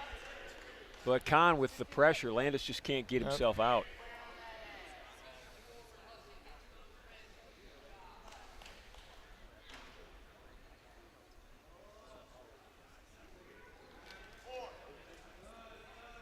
And this second period, or this first period, is over.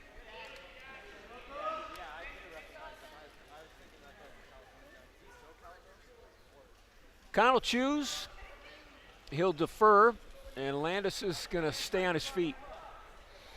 Doesn't want to go back underneath there again. At least not for the moment. Trailing 3-0 right now, and a ton of riding time for Khan in that first period. Landis with a shot, goes back, tries to run a little front headlock there.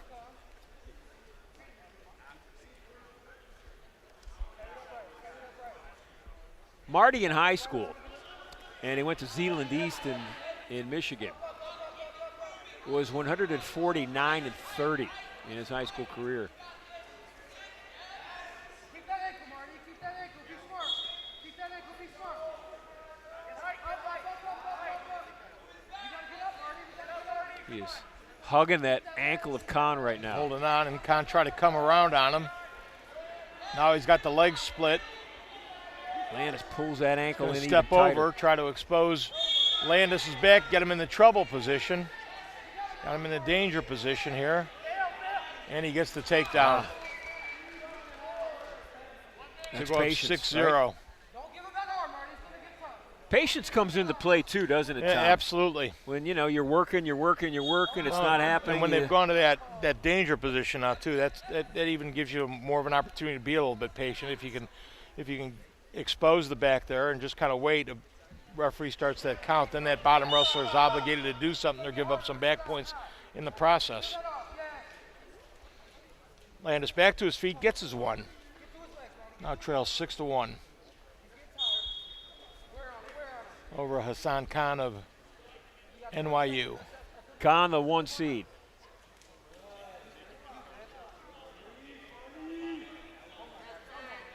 Grad student. His record, at least on the stat sheet that we got, and this was as of February 5th, 8-7 in duels this year, 8-7 in matches. 4 of those 8 wins were by fall. You've got a more updated stat sheet. Yeah, though. I got 10-9, so yeah, not much more. different. Yeah. So you go to the third period. Kahn chooses the down position, leading 6-1.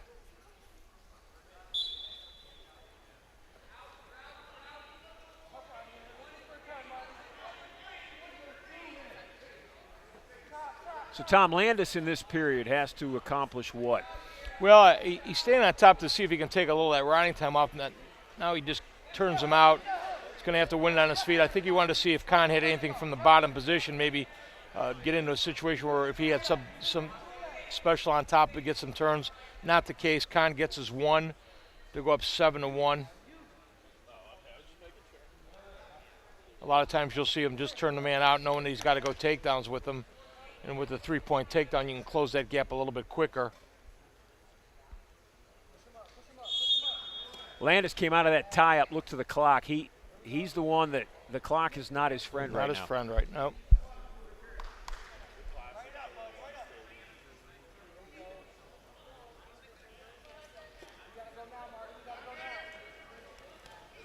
Landis with a little sweep single, trying to turn the corner on it. Getting low on the leg. Now he's going to lift it up. Going to try to shelf it here. Gets across. Kahn Pressure trying to roll drive through. that one. Yep. No points awarded. I think Landis wanted a little bit of time to work there, but the hand was trapped. The It was referee a called quick a stalemate. wasn't Yeah, it? called a stalemate.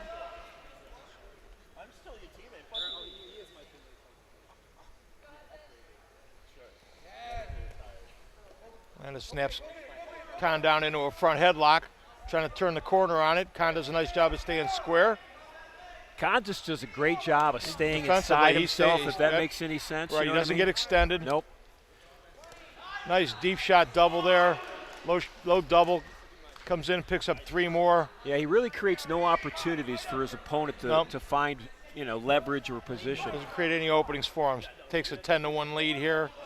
This will be an 11-1 final with the riding time. Major decision for Hassan Khan of New York University. And this one's over. 165 is in the books. Hassan Khan of NYU, your UAA conference champion.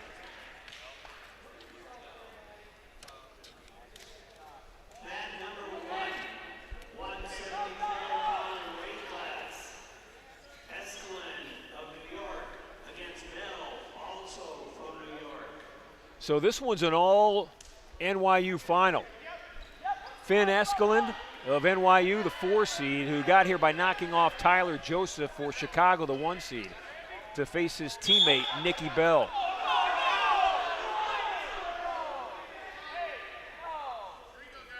And the energy you hear is coming from Matt, too, as a host school Spartan, and the fans here are upset about Case something. coach has got the referee over the table, not happy about something there.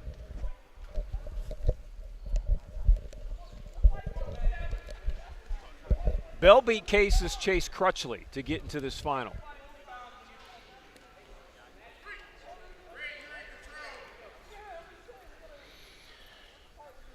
Three-point takedown for Bell to start it off. Escalin gets the escape, 3-1. This is all NYU final.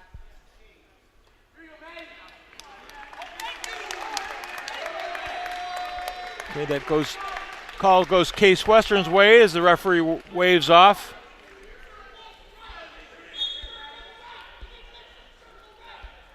Finn Eskelin, a senior. 6-5 on the season. Nikki Bell, a junior, 17-7.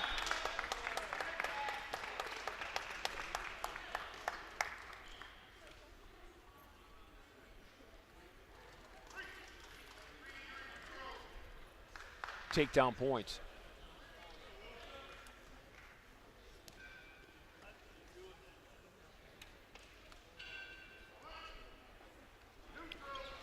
So we're tied up at 4.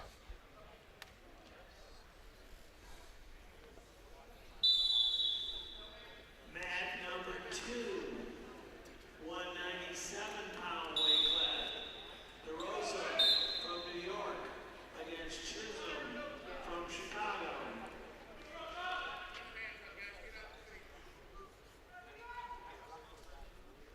Esklund beat Luka Babic for Case in his first match of the morning. Wrestling started at 11 o'clock. And we are deep into the finals. UAA champions a year ago, NYU, trying to repeat today. And looking pretty good, trying to defend that championship.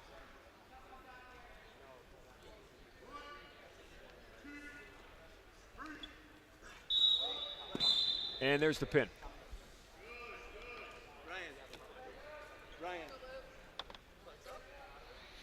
I think that's Bell with the fall for New York. 174 in the books. Number 1, 197-pound weight class.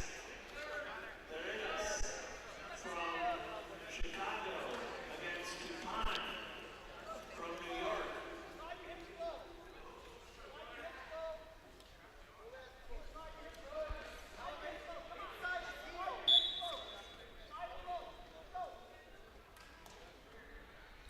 DuPont and Garrigas of Chicago.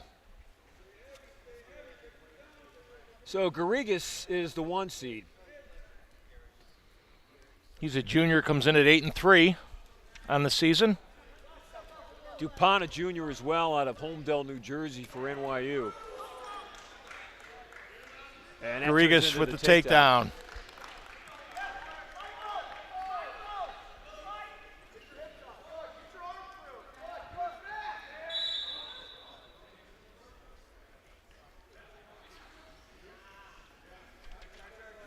Luke DuPont comes in at 6-5 as a junior. And we're getting back points by Garrigas. DuPont with 2 pins and a major decision, 3 of those 6 wins. But he's not thinking about that right now. He is thinking about not getting pinned himself. All Garrigas early on here. Oh, now he steps over. I thought we were going to get a top body scissors there. Yeah, it was close. Garrigas still keeping the pressure on. Well, he's doing a great job keeping that leg in. Now he's got him in a headlock. And this one's going to be close tough to come being out over. of here. Yep, right now. That's it. And Garrigas with the fall for Chicago.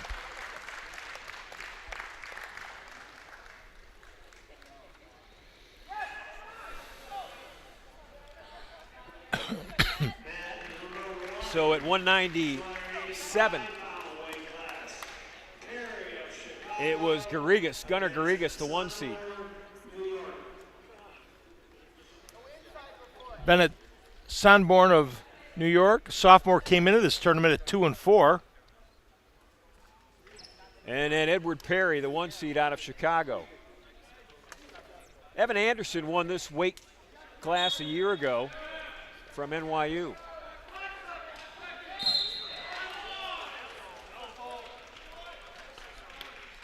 Sound of a pin on mat 2. Championship mat is mat 1. Perry comes in at 11-11. 285 final. Number 2, 285-pound weight class. Amore from New York against Onyx from Case Western Reserve. Before we end up wrapping this day up, we want to give another point of attention to support NYU's wrestler Benny Bautista and Benny's fight against brain cancer. One of his teammates wrestling right now, and Bennett Sonborn in the 285 championship final. Last August, Benny had a seizure. They thought it might be a parasite. It turned into brain cancer, a very rare and aggressive malignant brain tumor. Benny's had surgery, extensive surgery, to remove as much of the tumor as possible. And he's currently undergoing chemotherapy and radiation, and he's staying as positive as he possibly can, maybe more so than even his teammates and his coaches. Benny has been the strength in this fight, and his team and his staff and his family at NYU started a fund for Benny. It's called Go Benny, so you can go to the Fund Me accounts and look for Go Benny. And you can help, because help is needed. And the wrestling community is firmly behind Benny Bautista. And as his coach pointed out, he said, I'm betting on Benny. And so are we. So a couple stalling calls on Sonborn there, and Perry goes up 4-0 here in the first period.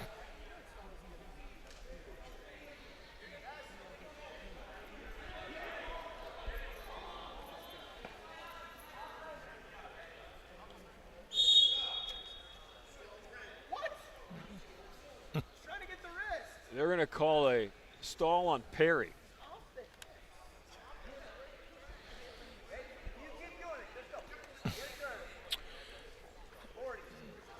Chicago coaching staff not very happy with that call. He said, you keep doing it. Yeah. That's showing up the ref without showing up the ref. It is. That's kind of a sideways way of going about it. Perry gets the leg in, really putting some pressure on Sonborn on top. We got another stalling on Sonborn on the bottom. That's the second stalling point, making it 5-0. Sonborn saying, you got to be kidding me. I'm trying to get out of here. Here's another example of the weight differential in this category. Although Sonborn's pretty good on top. Yeah.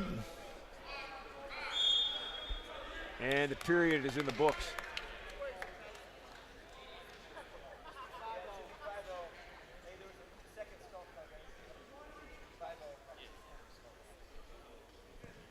They'll fix the score. My partner Tom Evans was right. It's 5-0. And we got a nosebleed for NYU's Bennett Sonborn. Tom, I can't thank you enough for being here today. My partner Tom Evans, a State of Ohio Wrestling Hall of Famer, National Wrestling Hall of Famer, just in the past calendar year, right, Tom? 2 years ago, actually. 2 years Yep. Quite an honor. Really overwhelming. But you spend a lifetime doing something and just having so much fun doing it. It really was overwhelming to be recognized for my time involved in the sport of wrestling. And you've done it all. We confirmed today that you actually spent a little time as an official. So what's good about that, Tom, and it comes out in your broadcast, is you really understand everybody out there, the coaches, the wrestlers themselves, and then the guys that are trying to keep order. And you even recognize and understand the event organizers, because you're doing plenty of that. Yeah, in the high school absolutely, scene yep. in northeastern Ohio. You know what it takes to put on a tournament. So this is the 285 championship final, and on top right now is Edward Perry. He's up 5-0 in this second period. Coaches and referees both appreciate a well-run tournament where there's not big long delays and matches are run in a timely fashion and you keep things moving for them.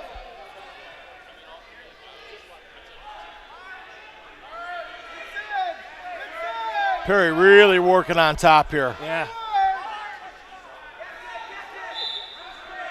Sonborn just really trying to cover up a little bit here. He has not been able to get out for 2 straight periods now. Perry brings him over and gets those hips on top. I don't know what the call's going to be here. Blood time.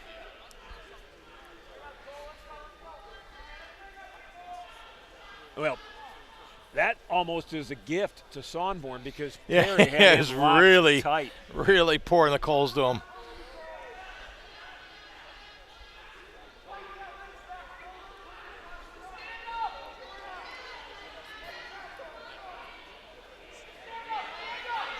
Second blood timeout in this match. Bennett Sonborn getting taken care of right now. Once your nose starts bleeding, it's just hard to stop it. Good luck with that. You just got to stuff it full of stuff. And I used to keep a styptic pencil in the in the bag, and every now and again, if it would get bad, I'd put a little water on that, and it would burn, but it would cauterize the nose pretty doggone quick. Never any fun for the wrestler the day after.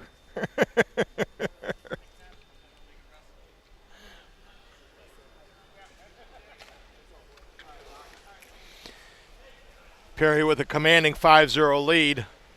A takedown at a couple stalling points. Mat 2 is, you can hear the sound of the tape being torn off the mat right now. They are